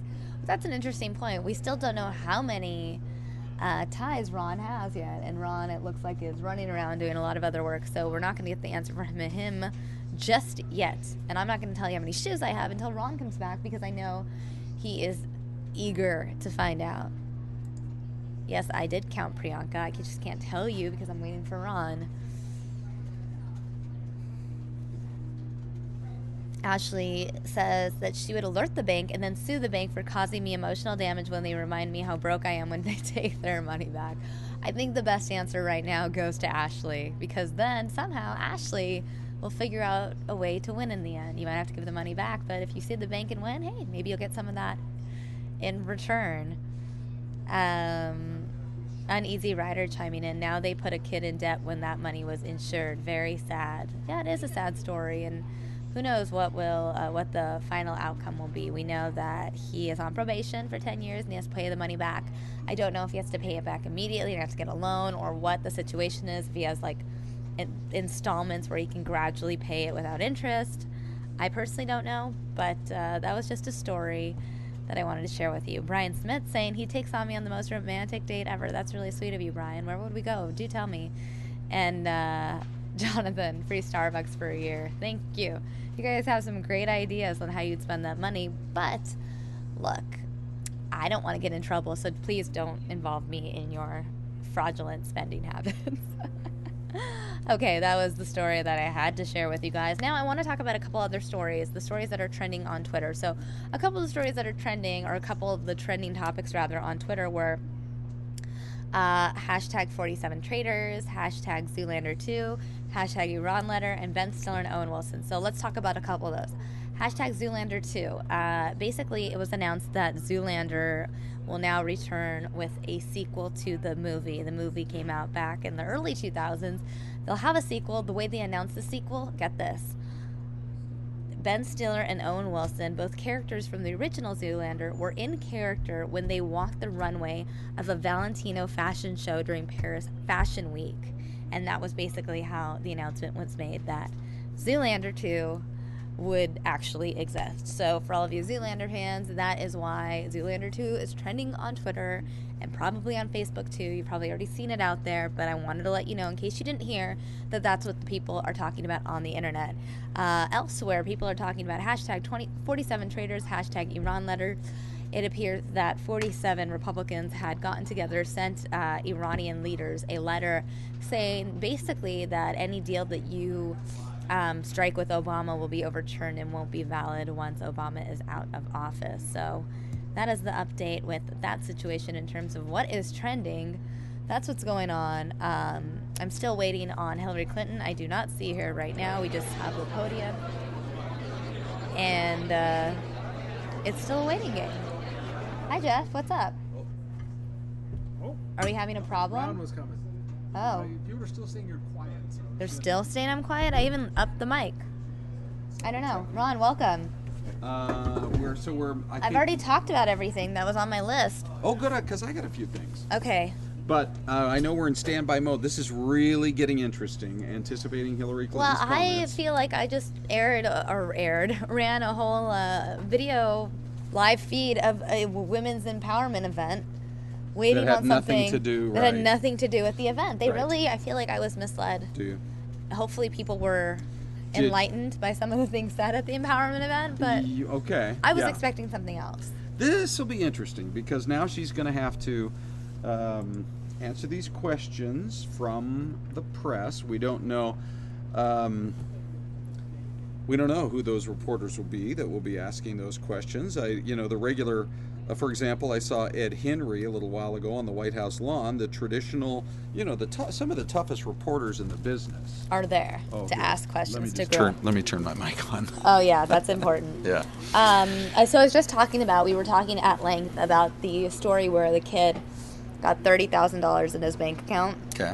And so we were talking about what you would do if that happened to you. Right. And so if you found $30,000 in your bank account, what would you do? I would not spend it. Did you say you would?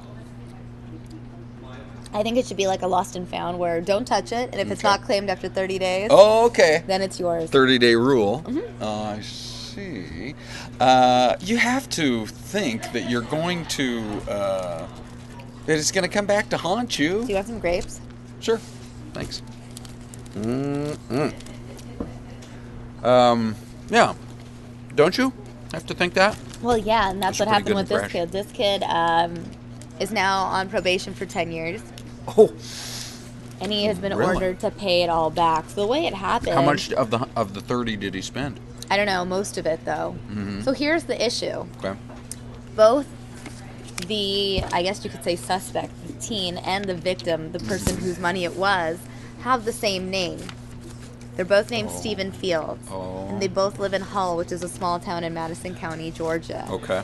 They didn't know each other, but they even lived on the same street. Oh my goodness. So can you see how the teller may have made the mistake and deposited it into the wrong account? And that's right. It is what it is, Yeah. So I was just giving them the update, everyone chatting about what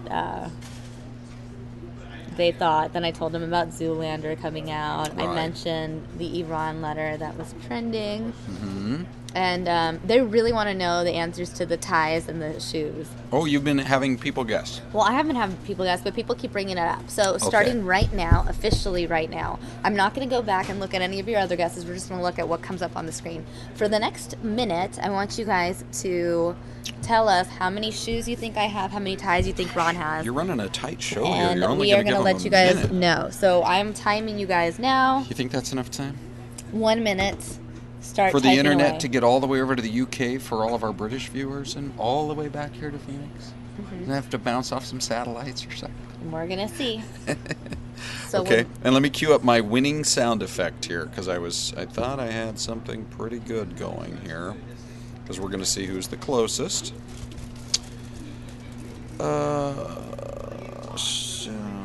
Okay, so the question came up yesterday, well, how many shoes do you have, Sami? And I actually convinced Celeste to show us. She took one of her heels off as she's getting ready to walk out to the parking lot. And she showed us her, 4-inch long heels. I don't know. I think she said she was going to bring in the big ones today, the stilettos, 6-inch heels. And so it's like Rachel said, maybe have Celeste do a heel of the day situation. Which kind of cracked me up, Rachel. You have so many funny ideas. But let's just see what's going on. Okay, Priyanka says Ron has 500 ties. Savannah says 57 ties and 77 pairs of shoes. John Hoffman I think John's one of our newer commenters. Thank you, John, for coming on board. Miracle McClure, Miracle, we know you're watching us out there in Kentucky. 25 ties, 48 pairs of shoes. And Rachel, who uses emoticons better than anybody I know. See what Rachel just wrote in there? Mm-hmm. She's got the tie. I did not even know there was an emoticon for ties. There's an emoticon for almost everything. Is there? Do you have to get a special app? It's just not loaded on your phone? I'll show you. I have a thing for an emoticon here on my phone. Yeah, I didn't know about it either. You go to settings. Okay. And you go, I think general. Are you following along at home here on this, you guys? You go to general, then you hit keyboard. Keyboard. Okay. And you have 2 keyboards right now. Okay. English and emoji. Okay. Right. So you already have your... my emoji set? Oh, I mean, I know I have emojis on there. Oh, you do? Right. But I just didn't know that. So that's all your emojis. So that's where you... Correct. I don't remember ever seeing a tie. They're there. Rachel is like... Gonna have to type it in and say where to find the ties. There's some clothing somewhere.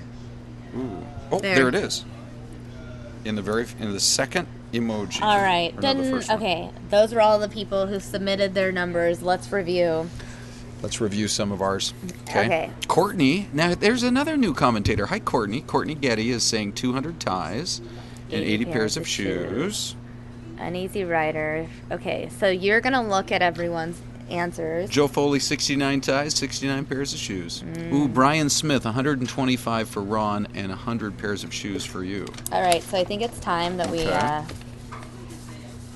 actually reveal, because I did go into my closet and count for you guys this morning. Let me find the winner sound effect that I so cleverly had come I'm going to write down the names of the people that are close. Okay. In terms of who I see. I don't want to throw you, Priyanka, but I'm going to put my glasses on right now. So let's see, maybe this one. No. Where is my winner sound effect? Yeah, that's probably as good as it's gonna get. Okay. Oh yeah. Okay. Are you done with everybody else? Anybody else? Okay. Can you do me last? Yeah. Because I'm doing the noon today. Okay. So if we met, say, at 10 till? Yeah. About? Okay. 8 till? Something like that? Okay. Okay, so let's see. D is saying 126 pairs of ties. Are you going first, or do you want me to? You can go if you see someone that's close. I'm writing them down right now. Jay says 122. Brian, like I said 125. D said 126. Elizabeth said 120. You guys are all in that 120 range. I'm just looking to see if anybody's different from that as well. Courtney did say 200 ties. Rachel said 5,000 and something. Jonathan is going more conservative. 65 pairs of ties. Or pairs of ties, see. Uneasy Rider. You can do it, Ron. Priyanka says 99. So, anyhow, we have a winner. And I'm going to see if I can pull up the winning sound effect, because I just feel as though the program is better with a sound effect. Okay? What I wanted to do was use like The Price is Right, but I'm sure we can't use that theme song. But I want to find somebody of one of our creative geniuses here in the building who could create our own You're a Winner theme song. Mm-hmm. We could do that. We could. Right? So the winner, and we actually, believe it or not, out of all these guesses, we have somebody who is right on the button. Really? For your ties? Yes. And so I'm happy to announce that after getting into my closet this morning at about 3:40 and counting up all those ties, all blurry-eyed, just thinking of you guys from all around the world, because we said we were going to do this, that I do have a winner. And our winner, ladies and gentlemen, is, funny enough, let me put my glasses on in honor of Priyanka. You are the winner at 99 ties exactly. Oh, wow. Is that crazy? That's crazy. I love that, Priyanka. That was crazy. Okay, so now because of that, and in a second you're going to do the shoes, Priyanka.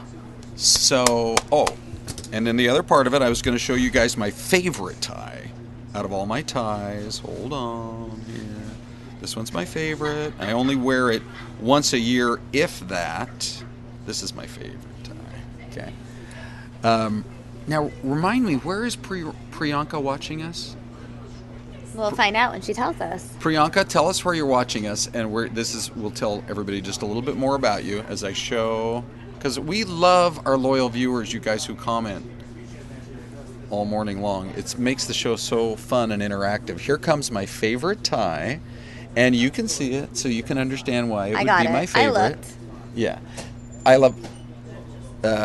So that's okay, because you can understand why I only get to wear it one day out of the year, and that's only if it's working on only that. One day a year. Here it comes. That's right. I took that just this morning. That's my favorite tie. Look at this. Oh, what is happening? There's a special guest in the studio. We do. In Corey, the newsroom. tell us. The Hubers. Hi. What brings the Hubers to town? One Corey McCluskey? Yeah? We're college chumps. Yeah. Oh, is that right? Hey, how about this? Here's like Corey's best buddy in college. We got the goods on this today. Yeah, come on around. Come stand right over here. This is the Huber. This is the Huber area. Yes. Okay. Look, this is a Huber. Look, Formerly this is Hayden. This is a Huber. right. Okay. So this is. So you said you got the what on Corey? I got the goods on Corey. I don't know how much we should share, but you know. Share everything. Okay. Well, we How were. about that one wild night? Which one? Okay. Turn the mic off. It's the internet. We can say anything. Where are the Hubers visiting from? We're Missouri. Missouri, yeah. Can I just ask, what is the going rate right now for a full half-hour tour here of the Fox Television Studios? What did you pay Corey today? Well, Roughly. I mean, just round it. What's his cut of it, or? It's been enlightening for sure. I bet so. Yeah, I don't know. I mean, Machine out there. right? Yeah, that's right. Well, So we interrupted something here. We're just playing a game. Guess how many ties Ron has, how many shoes I have. How many ties do you have, Corey? Shout it out so everybody can hear. 40 ties. Corey has 40 ties. Well, I feel like I'm a little Excessive. excessive. How many of your ties were purchased in the last 10 years? None. And I'll tell you why. It's the same reason I went ahead and bought a skinny suit. You know why I bought a skinny suit? I actually bought 3, so that particular fad could then come to an end. Well, Because I know with these ties, you just keep them because the only thing that ever changes is how wide they go or how skinny they go. Now we're back into skinny. well, you need to know about a great company that I have a friend in Nashville whose father-in-law had cancer, and Yes. it is a little plug because it's an awesome thing. His father-in-law has cancer. They started something called Rye Ties. Right tie. RY-TIES, and the proceeds go towards cancer help for families with cancer. Oh, that's so you buy a tie fantastic. from them. It's a company that's really awesome. And so their website is Rye Ties. Rye Ties. RY. RY-TIES. Wow, that's awesome, you guys. I'm I glad think that. they have a Facebook Okay, page. we've broken 3 FCC regulations. Yeah, there you go. By the way, Priyanka's the one that got it right. It is 99 ties. I've got 99 ties. I can't believe Corey only has 40 ties. That makes no sense to me whatsoever. All right, so let's do the shoe situation. Ready? Now let's go back through. Do you have some of your guesses? Yes, and I just realized that. Oh, Priyanka's from Canada. Oh yeah, I knew See, that. she was talking. I did know that. She was talking with us the whole time, and So, here's the thing. okay, I recently got rid of a whole bunch of my shoes. okay. Probably like, not a whole bunch, probably like around 5 to 10 or something. I don't know. And then I remembered, there's some in my car.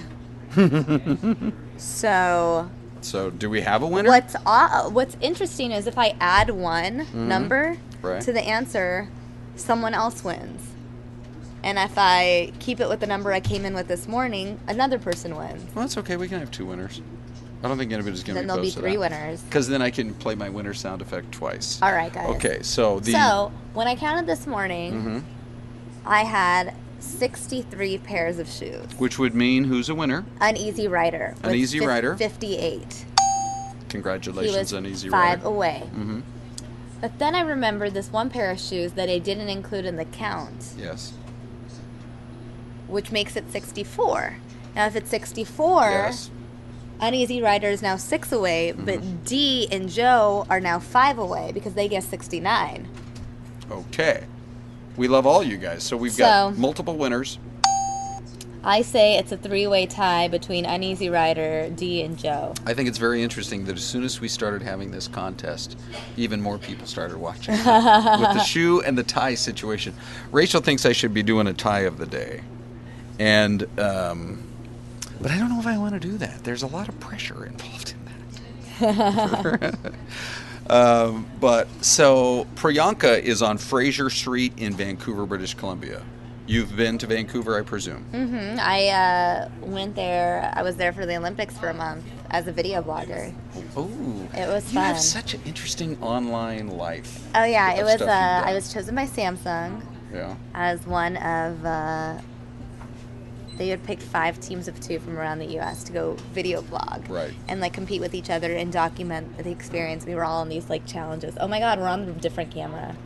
This whole time I've been talking to this camera. Oh, I've been watching that camera. Why didn't you let me know that I was on a different I thought camera? you were just like being super cash. No, because I wasn't even looking at them there. I can see these guys waiting. Okay, so I'm gonna, I'm gonna come right back. This is literally, I can be back in about 90 seconds. 90 seconds. All right. Time me. We'll time me you. with that little timer thing. We'll time you. Okay. Maybe we'll time you. I'm not really sure. Here's the thing. There's other stuff I want to share with you guys, but I'm afraid the minute I start playing it, that Hillary Clinton is gonna step up to the podium and she's gonna speak. So I don't want to play for you a clip, you know. I don't want to be like, oh, well, here's this clip of President Obama speaking at Georgia Tech. Or here's this other clip and this other story I have. Because you never know. It could be any minute now that Hillary Clinton appears here at this event. We are all waiting for her to speak at. We're waiting for her to address the email scandal. We will just continue to wait. I'm a stoner saying, I thought it was closest without going over.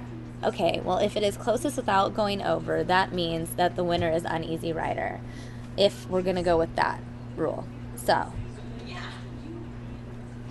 but if we go with closest over or under, then it's a 3-way tie. So, there you go.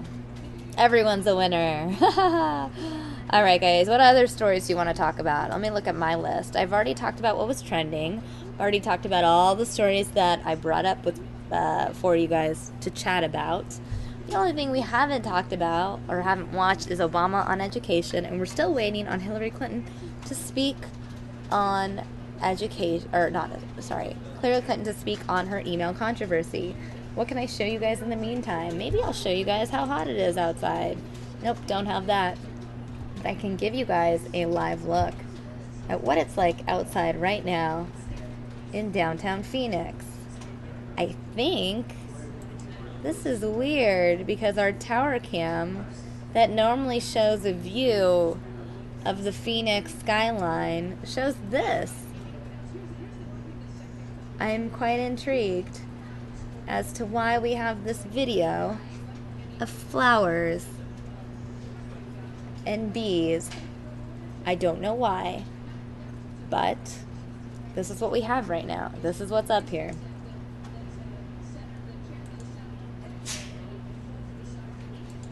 Oops, I keep hitting the wrong buttons. Alright guys, I'm just gonna wait it out.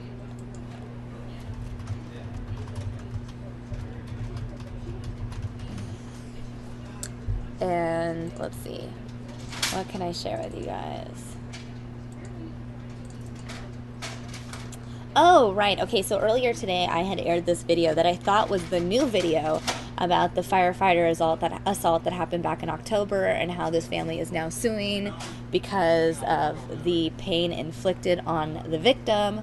Well, it turns out the story I played for you happened to be one of the original stories, and now I have the actual story that Mark Martinez did yesterday. I had introed the last story saying Mark Martinez had done it, but as you saw, it was Nicole Garcia. Sorry for that confusion, but I have the updated story now ever since yesterday. The updated story from yesterday, courtesy of Mark Martinez, and I'm going to play that for you now while we wait on Hillary. Cell phone video captured the moment Glendale resident James Murillo was punched by 2 Glendale firefighters while they transported him after he suffered a seizure. They said he was combative and began hitting them. Today, Murillo's parents and their attorney filed a notice of claim against the city of Glendale and the 2 firefighters involved, seeking a settlement of $11 million for emotional distress and pain and suffering. They went on top of him, just beating him up. Just like he was like a punching bag or something. People doesn't deserve this. You call for help, not for them to come and make you even worse. He's going to need continued treatment, and at this point we don't know how long it's going to be or how severe it's going to be.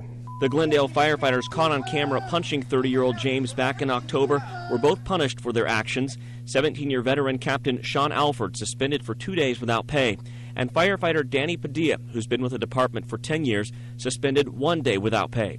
Last week, Glendale Fire Chief Mark Burdick told Fox 10 he felt the punishment was appropriate since they both had stellar histories with the department. You know, you've got good employees that ran into a bad situation, reacted, and again, for me, it wasn't something that I would want to terminate them for.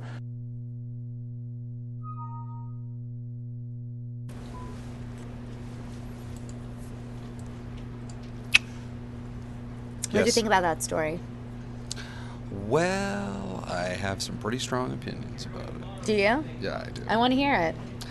Well, I just, first of all, the guy hits his dad, then he hits a firefighter, and they hit him back. And it just seems to me that if you are going to attack your own father or attack a firefighter who's there to try to help you, that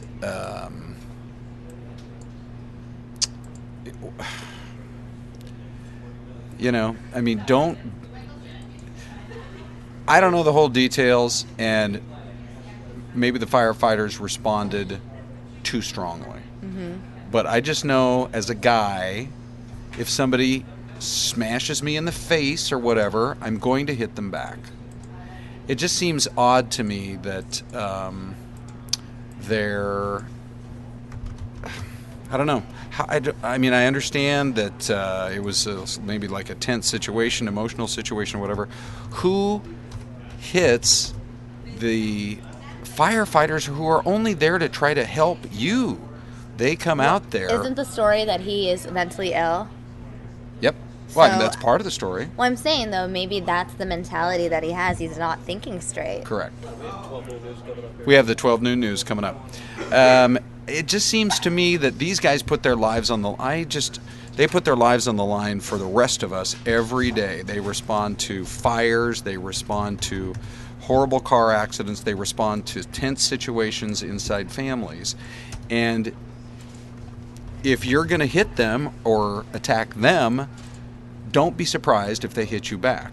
Right. The idea in a time frame when budgets are so tight and cities are trying to provide basic services to their constituents and all the rest is I don't know. It seems to me that this could be resolved with maybe the guy who hit. Here's the way I'd handle it. The guy who hit the firefighter should write a letter of apology for doing that. And the firefighter or a couple of firefighters that hit him back should write a letter of apology to him. And that's done with it. No $11 million. And that's done with it, and no millions of dollars of a check that the city could use to spend on a lot of public services. Right. Let's see what the viewers are saying. Miracle McClure saying $11 million for a punch. Give me a break. Monic saying $11 million. John Hoffman thinking they should be fired. Rachel chiming in saying the firefighters have a right to defend himself. He was lucky he wasn't charged with a felony. Savannah chiming in saying, "I'm an ex-medic and U.S. vet. I have been hit or kicked at so Is many that times." right, Savannah? Okay, so ex-medic and a U.S. vet medic, and I've been hit or kicked at so many times. I mean, I don't know. Uneasy Rider chiming in. He is alive, and I think their point is that $11 million lawsuit for someone who's alive and well. Correct. Well, I mean, that's certainly one viewpoint, that's for sure. And come on, guys, you can't take a punch. Man up. Miracle chimes in. Yeah. Monix saying they should be fired, but $11 million is way too much. But Uneasy Rider chimes in. Very combative people are hard to control. Now, I know in terms of his, let me look at, I want to make sure I get it accurately. I know during Mark's introduction of this story last night during the 9, it did establish the things that he had suffered guess what? from. Yeah, I gotta go now. Now we've got the noon broadcast. Oh no. I'll be back. Will you? I think. I don't know. Maybe not. Who knows? Oh, okay. All right. All right. Well, Hillary's coming up any minute, right? Supposedly. Okay. Supposedly. All right, guys. Hillary Clinton could be speaking any minute now. Until then, we will wait.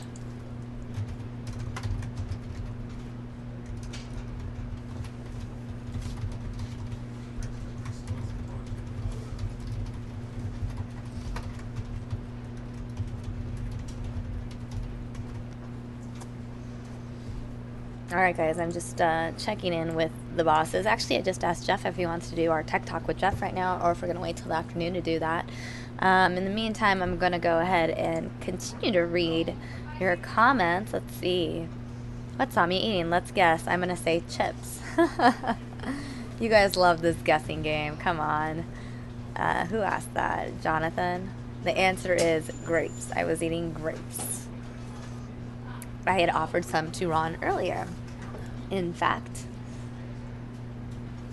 Samia, what kind of coffee do you have? Totally need to pick me up. Okay, Elizabeth, right now I'm drinking a caramel macchiato. The reason I'm drinking a caramel macchiato and not my usual favorite hazelnut macchiato is because, in case you haven't gone to a Starbucks recently, they have taken the hazelnut macchiato off the menu. My heart broke when I discovered this.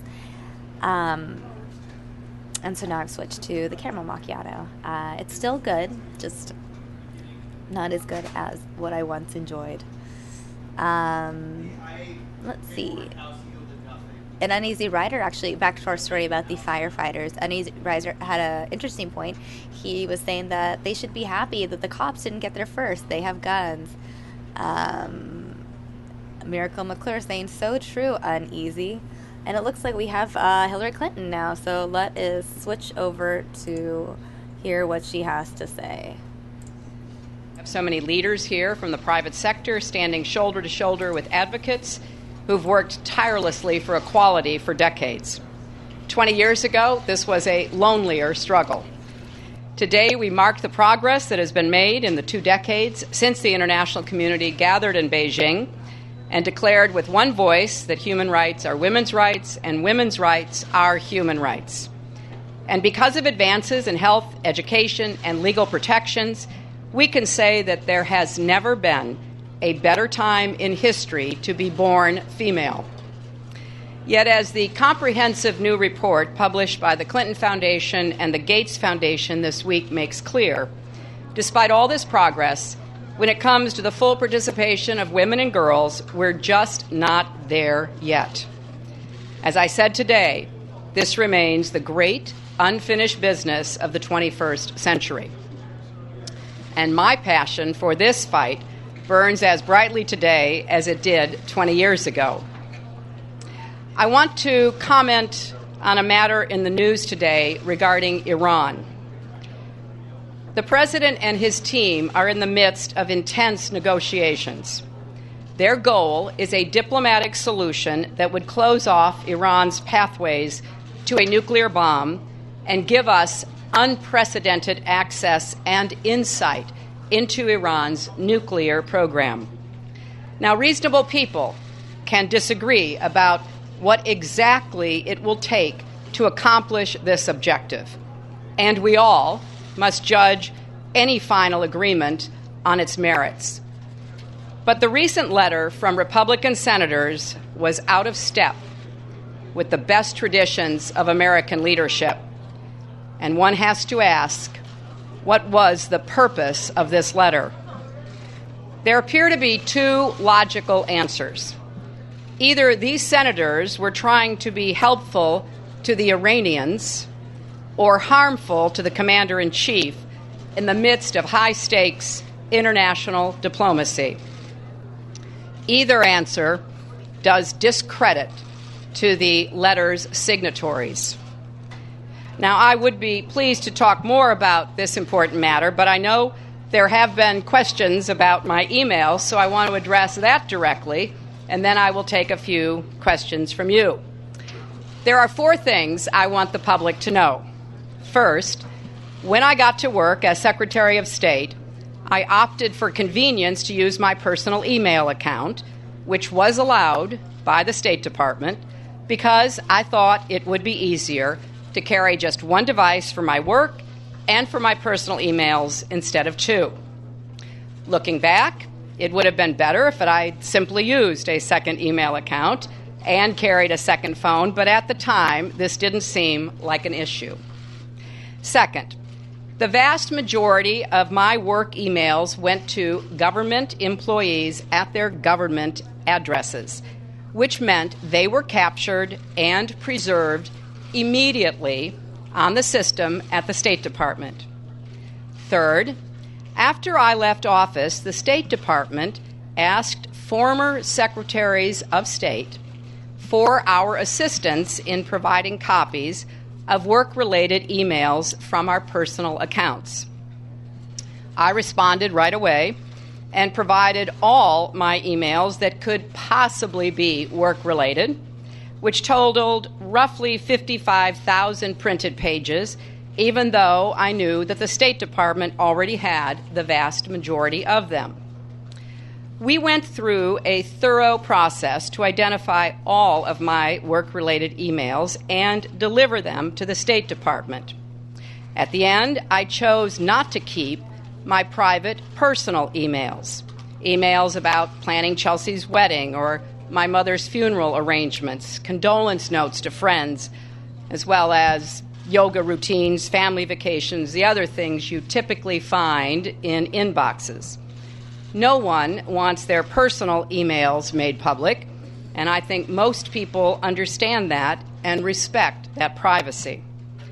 Fourth, I took the unprecedented step of asking that the State Department make all my work-related emails public for everyone to see. I am very proud of the work that I and my colleagues and our public servants at the Department did during my 4 years as Secretary of State, and I look forward to people being able to see that for themselves. Again, looking back, it would have been better for me to use two separate phones and two email accounts. I thought using one device would be simpler, and obviously it hasn't worked out that way. Now I'm happy to take a few questions. Secretary Clinton, Just a minute. No, I mean, Nick is calling on people. Sorry. Madam Secretary, Kahraman Ali Salik with Turkish Television. On behalf of the UN Correspondents Association, thank you very much for your remarks, and it's wonderful to see you here again. Madam Secretary, why did you opt out not using two devices at the time? Obviously, if this didn't come out, you wouldn't probably wouldn't become an issue. And my second follow-up question is, if you were a man today, would all this fuss being made be made?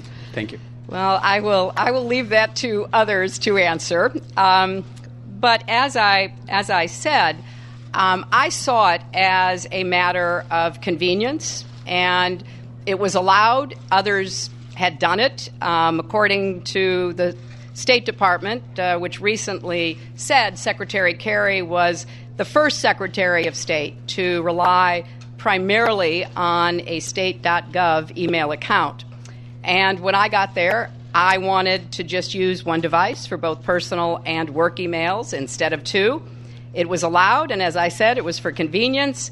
and it was my practice to communicate with State Department and other government officials on their .gov accounts. So those emails would be automatically saved in the State Department system to meet record-keeping requirements, and that indeed is what happened. And I heard just a little while ago the State Department announced they would begin to post some of my emails, which I'm very glad to hear because I want it all out there.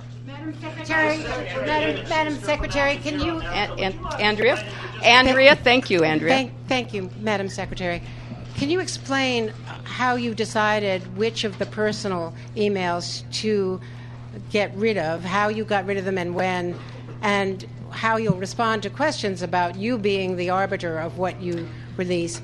And secondly, could you answer the questions that have been raised about foreign contributions from Middle Eastern countries like Saudi Arabia that abuse women or permit violence against women to the Family Foundation, and whether that disturbs you as you are rightly celebrating 20 years of leadership on this issue? Well, those are two very different questions. Let me see if I can take them in order. And I'll give you some of the background. In going through the emails, there were over 60,000 in total sent and received. About half were work-related and went to the State Department, and about half were personal that were not in any way related to my work. I had no reason to save them, but that was my decision because the federal guidelines are clear and the State Department request was clear. For any government employee, it is that government employee's responsibility to determine what's personal and what's work-related. I am very confident of the process that we conducted and the emails that were produced. And I feel like once the American public begins to see the emails, they will have an unprecedented insight into a high government official's daily communications, which I think will be quite interesting. And with respect to the foundation, I am very proud of the work the foundation does. I'm very proud of the hundreds of thousands of people who support the work of the foundation and the results that have been achieved for people here at home and around the world. And I think that we are very clear about where we stand, certainly where I stand on all of these issues. There can't be any mistake about my passion concerning women's rights here at home and around the world. So I think that people who want to support the foundation know full well what it is we stand for and what we're working on. Madam Secretary. Hi, right here. Secretary Clinton. She's sort of squashed, so we got to... Hi, Secretary. I was wondering if you think that you made a mistake in either in exclusively using your private email or in the response to the controversy around it, and if so, what have you learned from that? Well, I have to tell you that, as I said in my remarks, looking back, it would have been probably smarter to have used two devices, but I have absolute confidence that everything that could be in any way connected to work is now in the possession of the State Department. And I have to add, even if I'd had two devices, which is obviously permitted, many people do that, you would still have to put the responsibility where it belongs, which is on the official. So I did it for convenience, and I now, looking back, think that it might have been smarter to have those two devices from the very beginning. Secretary Clinton. Yeah. Did you or any of your aides delete any government-related emails from your personal account? And what lengths are you willing to go to prove that you didn't? Some people, including supporters of yours, have suggested having an independent arbiter look at your server, for instance. We did not. In fact, my direction to conduct the thorough investigation was to err on the side of providing anything that could be possibly viewed as work-related.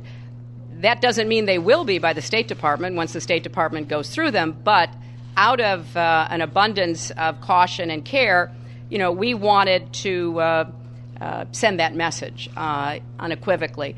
That is the responsibility of the individual, and I have fulfilled that responsibility. And I have no doubt that we've done exactly what we should have done. When the search was conducted, we were asking that any email be identified and preserved that could potentially be federal records. And that's exactly what we did. And we went, as I said, beyond that. And the process produced over 30,000, work emails. And I think that we have more than met the request from the State Department.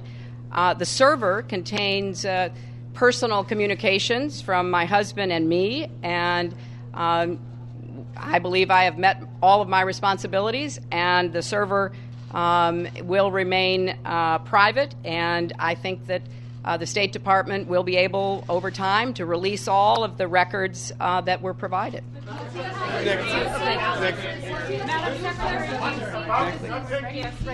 Madam Secretary, two quick follow-ups. You mentioned the server. That's one of the distinctions here. This wasn't Gmail or Yahoo or something. This was a server that you owned. Is that appropriate? Was there any precedent for it? Did you clear it with any State Department security officials? And did they have full access to it when you were Secretary? And then separately, will any of this have any bearing or effect on your timing or decision about whether or not you run for president? Thank you. Well, the system we used was set up for President Clinton's office, and it had numerous safeguards. It was on property guarded by the Secret Service, and there were no security breaches. So I think that the use of that server, which started with my husband, certainly proved to be effective and secure.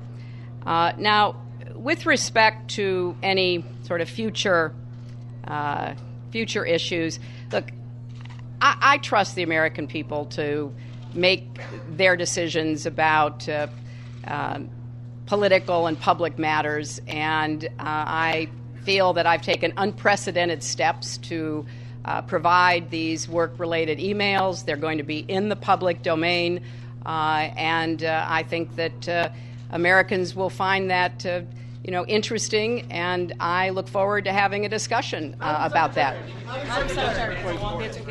Madam Secretary, hi. How can the public be assured that when you deleted emails that were personal in nature, that you didn't also delete emails that were professional but possibly unflattering? And what do you think about this Republican idea of having an independent third party come in and examine your emails? Well, first of all, you would have to ask that question to every single federal employee, because the way the system works, the federal employee, the individual, whether they have one device, two devices, three devices, how many addresses, they make the decision.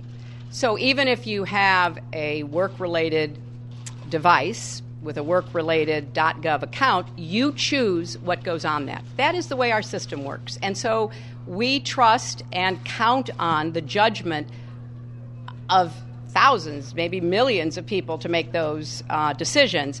And I feel that I did that and even more, that I went above and beyond what I was requested to do.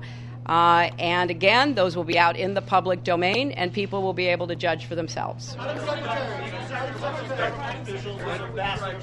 Okay, Madam Secretary, Madam Secretary, excuse me.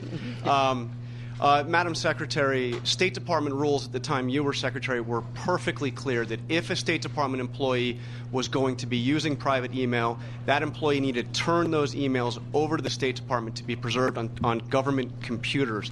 Why did you not do that? Why did you not go along with State Department rules until nearly 2 years after you left office? And also, the President of the United States said that he was unaware that you had this unusual email arrangement. The White House counsel's office says that you never approved this arrangement through them. Why did you not do that? Why have you apparently caught the White House by surprise? And then just one last political question, if I might. Does all of this affect your decision in any way on whether or not to run for president? Well, let me try to unpack your multiple questions. First, the laws and regulations in effect when I was Secretary of State allowed me to use my email for work. That is undisputed. Secondly, under the Federal Records Act, records are defined as recorded information regardless of its form or characteristics. And in meeting the record-keeping obligations, it was my practice to email government officials on their state or other .gov accounts so that the emails were immediately captured and preserved. Now, there are different rules governing the White House than there are governing the rest of the executive branch. And in order to address the requirements I was under, I did exactly what I have said. I emailed 2 people, and I not only knew, I expected that then to be captured in the State Department or any other government agency that I was emailing to at a .gov account. What happened in, I guess, late summer, early fall, is that the State Department sent a letter to former secretaries of state, not just to me, asking for some assistance in providing any work-related emails that might be on the personal email. And what I did was to direct, my counsel to conduct a thorough investigation and to err on the side of providing anything that could be connected to work. They did that, and that was my obligation. I fully fulfilled it, and then I took the unprecedented step of saying, go ahead and release them and let people see them. Why did you wait 2 months? Why did you wait 2 months to turn those emails over? I mean, the rules say you have to turn them over. Secretary Clinton, delete the personal emails. Why did you wait 2 months? Secretary Clinton. I'd be happy to have somebody talk to you about the rules. I fully complied with every rule that I was governed by. Were you ever specifically briefed on the security implications of using your own email server and using your personal address to email with the president? I did not email any classified material to anyone on my email. There is no classified material. So I'm certainly well aware of the classification requirements and did not send classified material.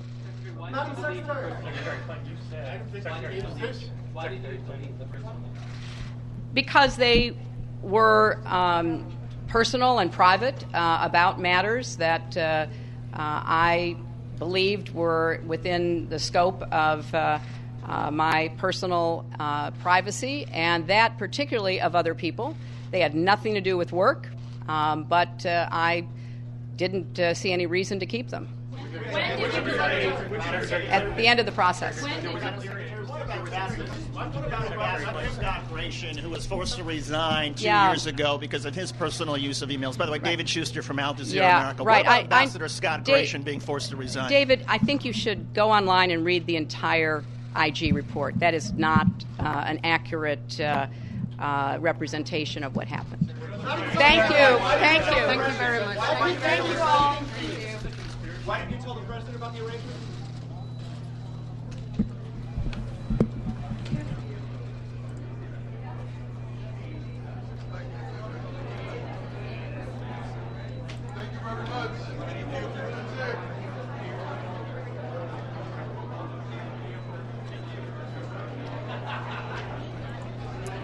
All right, that is a wrap on the Hillary Clinton press conference regarding the email situation. Prior to addressing the emails, Hillary also addressed the Iran letter that a handful of Republicans had sent Iranian leaders.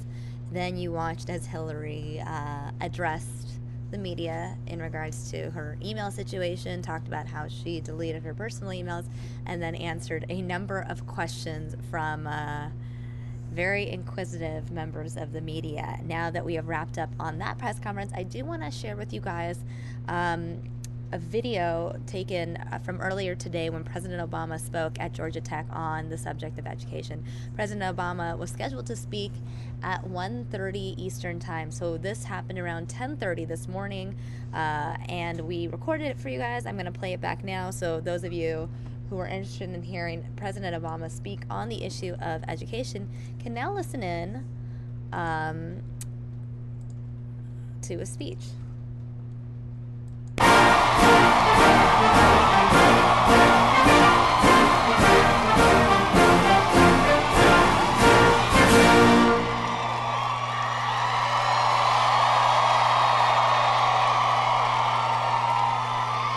Hello, Atlanta!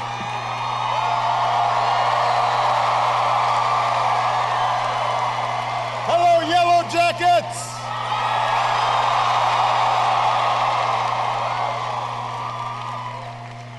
That's a pretty good-looking crowd here.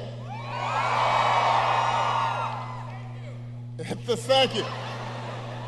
I wasn't directing it specifically at you, but you do look pretty good. What do you think? I mean, I may not be the best gauge. Should ask some of the ladies here. Everybody have a seat who's got a chair. If you don't have a chair, don't sit down. Now, I understand George P. Burdell was supposed to introduce me today, but nobody could find him. So I want to thank Tiffany for stepping in. What she did not mention is that her letter to me was not just to express her concern about student loans. She said in her letter, she said, it was also to procrastinate from doing her thermodynamics homework.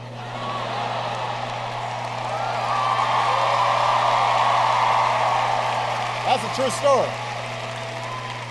That is true. It's okay. I procrastinate sometimes. As long as you got it done, Tiffany. Where's Tiffany? Did you get it done? Okay. Let's give it up for Buzz and the Georgia Tech band for getting us fired up.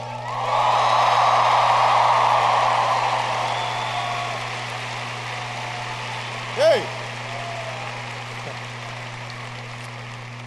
Also give it up for Governor Nathan Deal, who's here.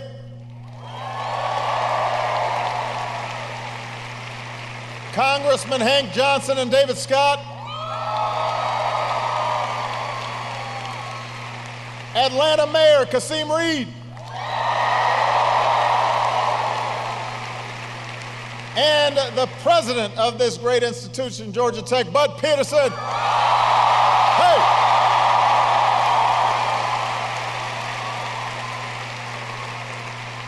That's good. You've got a high approval rating. You do. Absolutely. We also have a special guest with us. This is a proud Georgia Tech alum who just happens also to be the vice chairman of the Joint Chiefs of Staff. Admiral Sandy Winnefeld is here. Where's Sandy?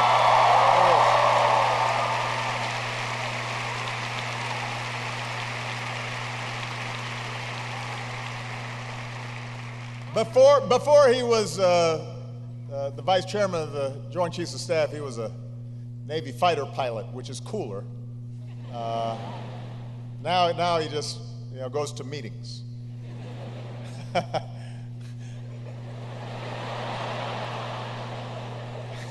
What's up with that? I told him he's got to get back on a plane. It is great to be at one of the finest technical institutes in the world.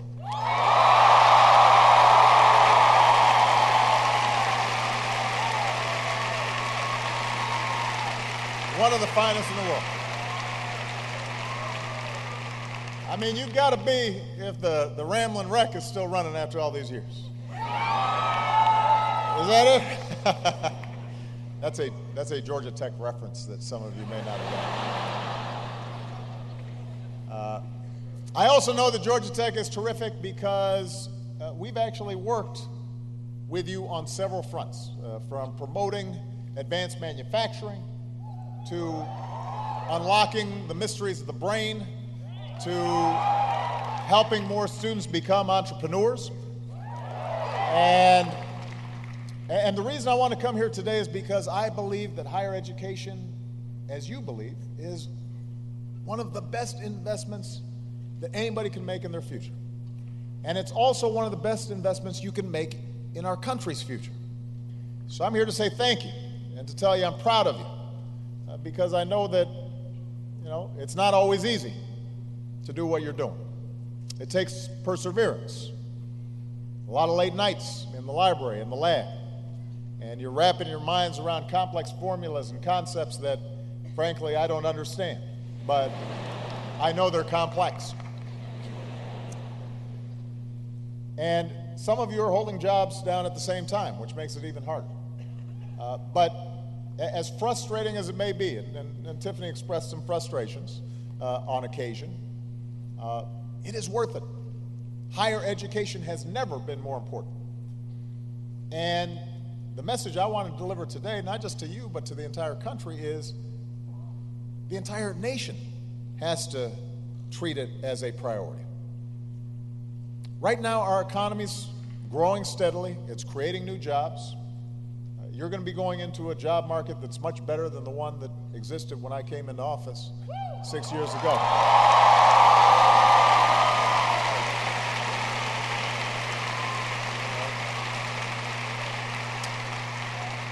After the worst economic crisis of our lifetimes, over the past 5 years, our businesses have now created 12 million new jobs. Unemployment continues to come down, and obviously that's good news for those of you who are graduating soon. But, yeah, that's right, you want a job. Your parents also want you to have a job. They don't want you on the couch.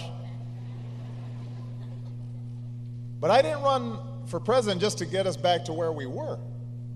I ran for president to get us to where we need to go. And where we need to go is a growing middle class with rising incomes and opportunities for everybody who's willing to work hard. An America where no matter who you are, what you look like, where you came from, how you started, who you love, what faith you're a part of, you can make it in this country if you try. That's what America's all about. And today, a college degree is the surest ticket to the middle class and beyond. It's the key to getting a good job that pays a good income. And it offers a measure of security because a college degree tells employers that you don't just have one set of skills, that you've got the continuous capacity to learn new skills, which is going to be particularly important for your generation because the economy is going to churn and change in ways that none of us can even anticipate. Before we came out here, I was talking to a group of, including Sandy Winnefeld and your mayor, Kasim Reed, and Tyler Perry, buddy who's he wasn't in Medea, he was Tyler. And we were talking about how rapidly the technology is transforming everything we understand, everything we know. Everything from drones to artificial intelligence to driverless cars. And we don't yet know how all that is going to shape the nation that you inherit, but we know it's going to shape it dramatically. And in order for you to be able to be successful, you're going to have to adapt continuously. The days where you work at one place for 30, 40 years, those days are over. And so the skill sets you are getting now are going to keep you in that job market. You're going to have multiple jobs before you're 30. Some of you will have multiple careers.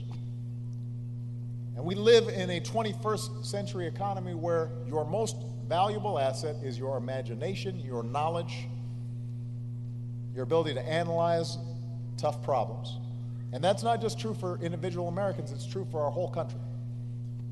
The ability to compete in the global economy depends on us having the world's most skilled, best educated workforce. And by the way, let me just add, it's also going to be critical for us to maintain our democracy in a complex, diverse society. Because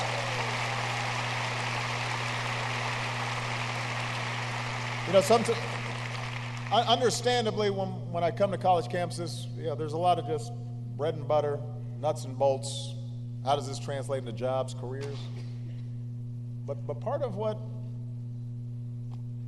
has made America the exceptional nation that it is our diversity and our ability to draw from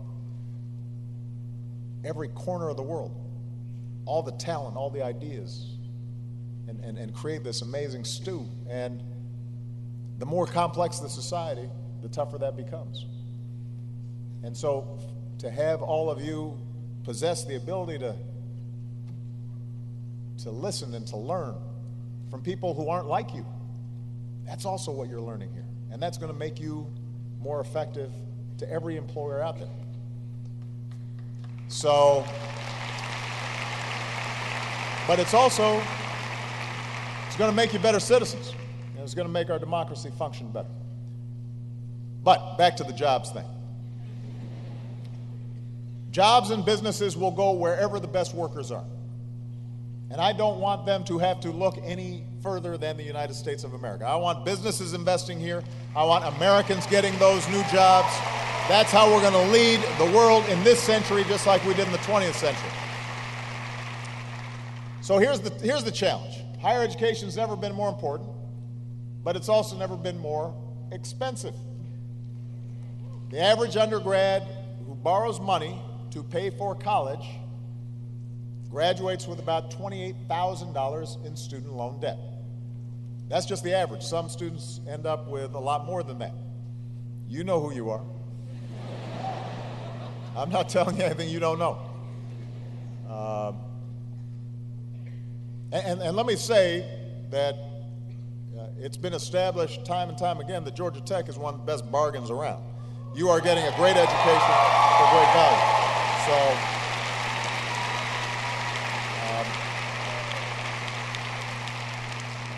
which is one of the reasons I'm here. Obviously, I wouldn't go to a place that was a bad bargain and really expensive and gave no value. That would not make sense. But even here at Georgia Tech, even with the great value it is, it's expensive. And I'm here to tell you, I'm with you. I believe that America's not a place where higher education is a privilege that is reserved for the few. America needs to be a place where higher education has to be available for every single person who's willing to strive for it, who's willing to work for it.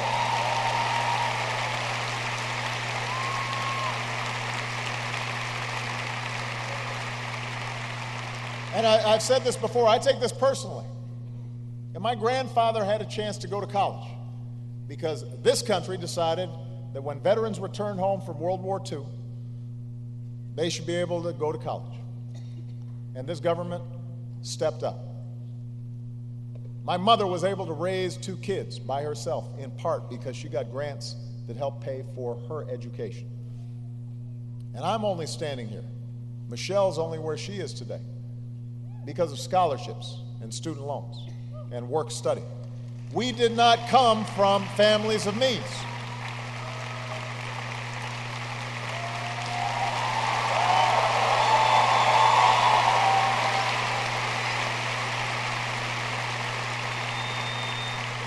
We didn't come from families of means, but we knew that if we worked hard, there was help out there to make sure we got a great education.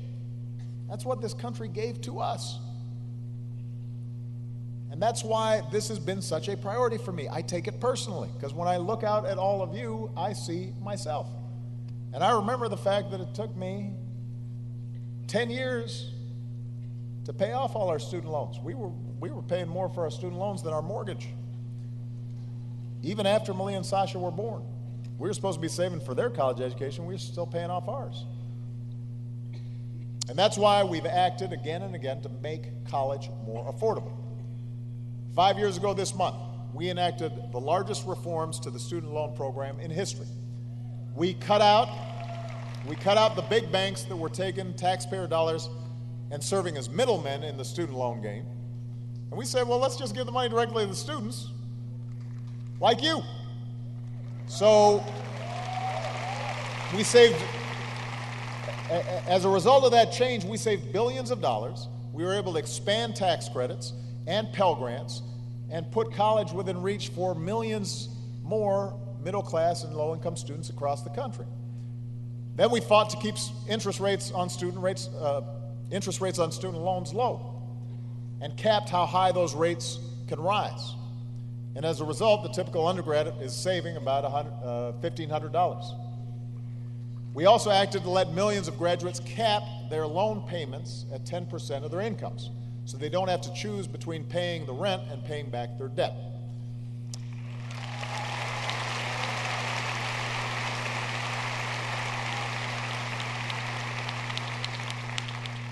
And by the way, everybody here, if you don't already know about the income-based repayment program, you need to learn about it. Because it's still underutilized, but it gives you an opportunity to make sure that if you make a career choice that doesn't make tons of money, you're still able to do the responsible thing and pay back your loans at a pace that also allows you to build a family and buy a home and live your lives. And graduates who go into lower paying fields like social work or teaching, they're not going to pay a price for following their dreams because they're going to have even better options in terms of how they repay their loans. So that's what we did on the student loan side. Meanwhile, we're working to hold down the cost of a college education. So we're partnering with schools like Georgia Tech on innovative ways to increase value, like your online master's program in computer science, which costs just a fraction of the price of an in-classroom program. And I sent Congress a bold new plan to bring down the cost of community college to zero, because not everybody may be prepared right away to start a four-year university, but also in some cases, even if they could, they may choose to get 2 years of college free and then be able to transfer the credits for their four-year education. We want to make community college at minimum just as free and universal as high school is today. That should be our new baseline. We want to get out ahead of the curve in terms of where we need to go.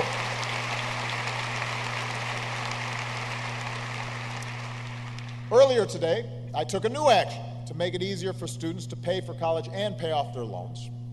We're creating a way for you to ask questions about your loans, file a complaint, cut through the bureaucracy, get a faster response. That's not just from the government, that's also from the contractors who sometimes service your loans. We're going to require that the businesses that service your loans provide clear information about how much you owe, what your options are for repaying it, and if you're falling behind, help you get back in good standing with reasonable fees on a reasonable timeline. And if you're paying stuff off, you should be paying off the high interest loans first, not the low interest ones. We're going to take a hard look at whether we need new laws to strengthen protections for all borrowers, wherever you get your loans from. So we're trying to tackle this problem from every angle. There's no silver bullet, but we're trying to make sure that across the board, more and more young people can afford to go to college, and then afterwards aren't so burdened with debt that you can't do anything else.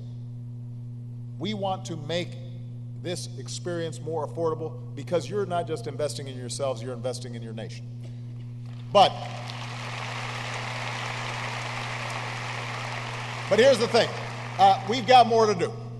All of us, universities, students, parents, financial institutions, and yes, the government, to make sure that you're not saddled with debt before you even get started in life.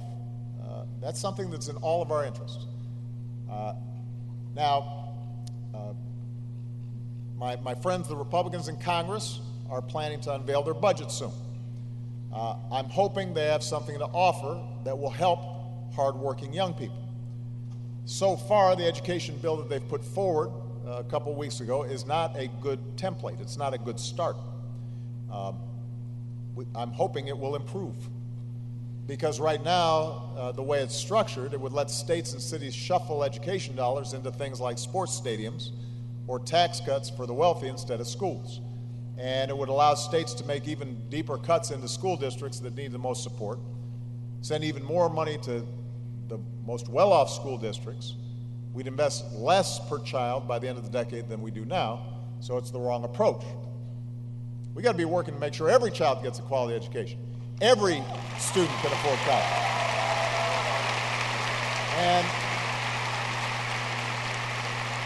so we're going to be reaching out to them, trying to get them to see this is a good investment in our economy. It's a good investment in our national security. You know, the way that you keep America safe, one of the best, most important ways is make sure we've got a strong economy with a strong workforce. And all of us have a role to play in making that happen. So in order to spur more of a conversation, to get more folks engaged, we're going to try something new to help do this. It's not a fancy new program. It doesn't have a complicated acronym. It doesn't involve a new spending or bureaucracy. It's just a simple organizing principle that I want all of us to sign on to. A declaration of values, what I'm calling a student aid bill of rights, a student aid bill of rights. And it says every student deserves access to a quality, affordable education. Every student should be able to access the resources to pay for college. Every borrower has the right to an affordable repayment plan. Every borrower has the right to quality customer service, reliable information, and fair treatment, even if they struggle to repay their loans. It's a simple set of principles that if everybody signed on to, Republicans, Democrats, state legislators, university presidents, members of Congress, it can focus our attention, all these different things that we're doing, into one simple basic idea, which is make sure that when you're doing the right thing, that your society has got your back and is looking out for you. So based on this principle, we're going to make sure universities are using technology to help students learn at lower costs. We're going to make sure that loan servicers can find better ways to help borrowers keep up with monthly payments that they can afford. We as a country can do more to invest in Pell Grants and community college to make sure quality education is affordable for everybody. So we're going to just keep on moving on every front. And we want everybody who agrees with these principles to sit down and work with us and figure out how they can make these student rights real. And you've got a part to play as well. We had the great honor of being in Selma this past weekend for the 50th anniversary of the march in Selma.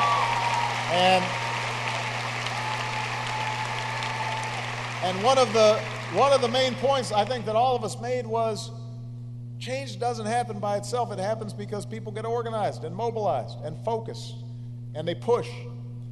And sometimes they disrupt, and they make folks uncomfortable, and they ask questions about why is it this way instead of that way. And I want us to think about access to higher education and affordability of higher education in that same way. I want us to all organize together, not on a partisan basis. It's not organizing around an election. It's organizing around a simple idea that everybody should be able to get behind. And you're going to have to play the part, because what we also made the point of this past weekend is young people typically lead the pack with new ideas, with new initiatives, with new focus, with a new vision. So, if you agree with the basic values that I outlined, if you believe in a student aid bill of rights that will help more Americans pay for a quality education, then sign your name to this declaration. You can go to a website, because you guys like tech stuff. You go to whitehouse.gov/college opportunity, whitehouse.gov/college opportunity. Tell your families and classmates and professors to do it. I'm going to ask members of Congress and lenders and as many business leaders as I can find to sign up. We're going to mobilize a coalition around this country to get this process moving. because there are a lot of good ideas right now, but they're stalled, or they're happening piecemeal, or they're happening in one university, or they're happening in one state, and they have to happen everywhere. And we've got to mobilize the entire nation to make that happen, and it's going to start with students themselves. Because if you aren't asking for something different, if you aren't asking for help, if you're not getting mobilized, then folks aren't going to help you. And then you'll just be complaining, especially once you graduate and you start having to write those checks. So don't stop engaging in this issue, even after you graduate, because you'll be still impacted by it. And in the meantime, you got to study hard and work hard and have fun, make some new discoveries, inspire us, lead us, be the Americans that we need you to be. Every American should have the right to go as far as their talents and hard work will take them. That is what college is all about. That is what America is all about. And you embody that basic notion. You are that talent. You're an embodiment of what we hope for. A country that says that everybody, rich, poor, black, white, Hispanic, Asian, gay, straight, man, woman, with disabilities, without, no matter who you are, where you come from, not only can you succeed, but you can help everybody else succeed. That's the promise that helped us become the greatest nation in the world. That's the promise that I need you working for. Thank you, everybody. God bless you. Thank you, Georgia.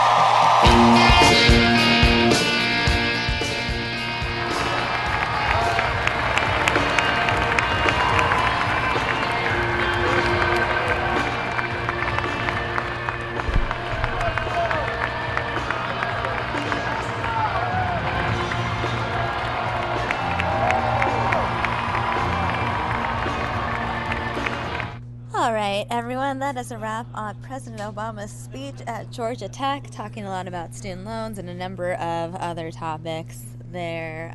We listened to President Obama speak for 26 minutes. Again, that was a replay from a speech that he gave earlier today. He gave that speech around 10:30 Arizona time, but we were just playing it back now because we were on Hillary Clinton email controversy watch in the meantime, but I wanted to make sure that I played that speech for you. We also have some breaking news. We just heard that President Obama is scheduled to visit Phoenix this Friday. That is right. President Obama expected to visit the Phoenix VA hospital, a very controversial, place, the epicenter of the VA healthcare crisis. So he is scheduled to be here in Phoenix on Friday. That's all I know right now, but as we get more information, I will let you guys know here on News Now. That looks like it is a wrap on our morning broadcast of Fox 10 News Now. Real quick, I'm going to check in with what you guys are saying on YouTube, see if you guys have anything left to say, and if not, I will wrap things up, and I will see you again later this afternoon. So let's see what you guys are talking about. Lots of debate over Obama. Some of you against Obama, some of you for Obama, some of you, let's see.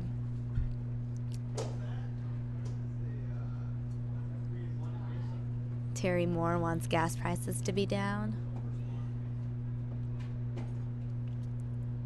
Let's see.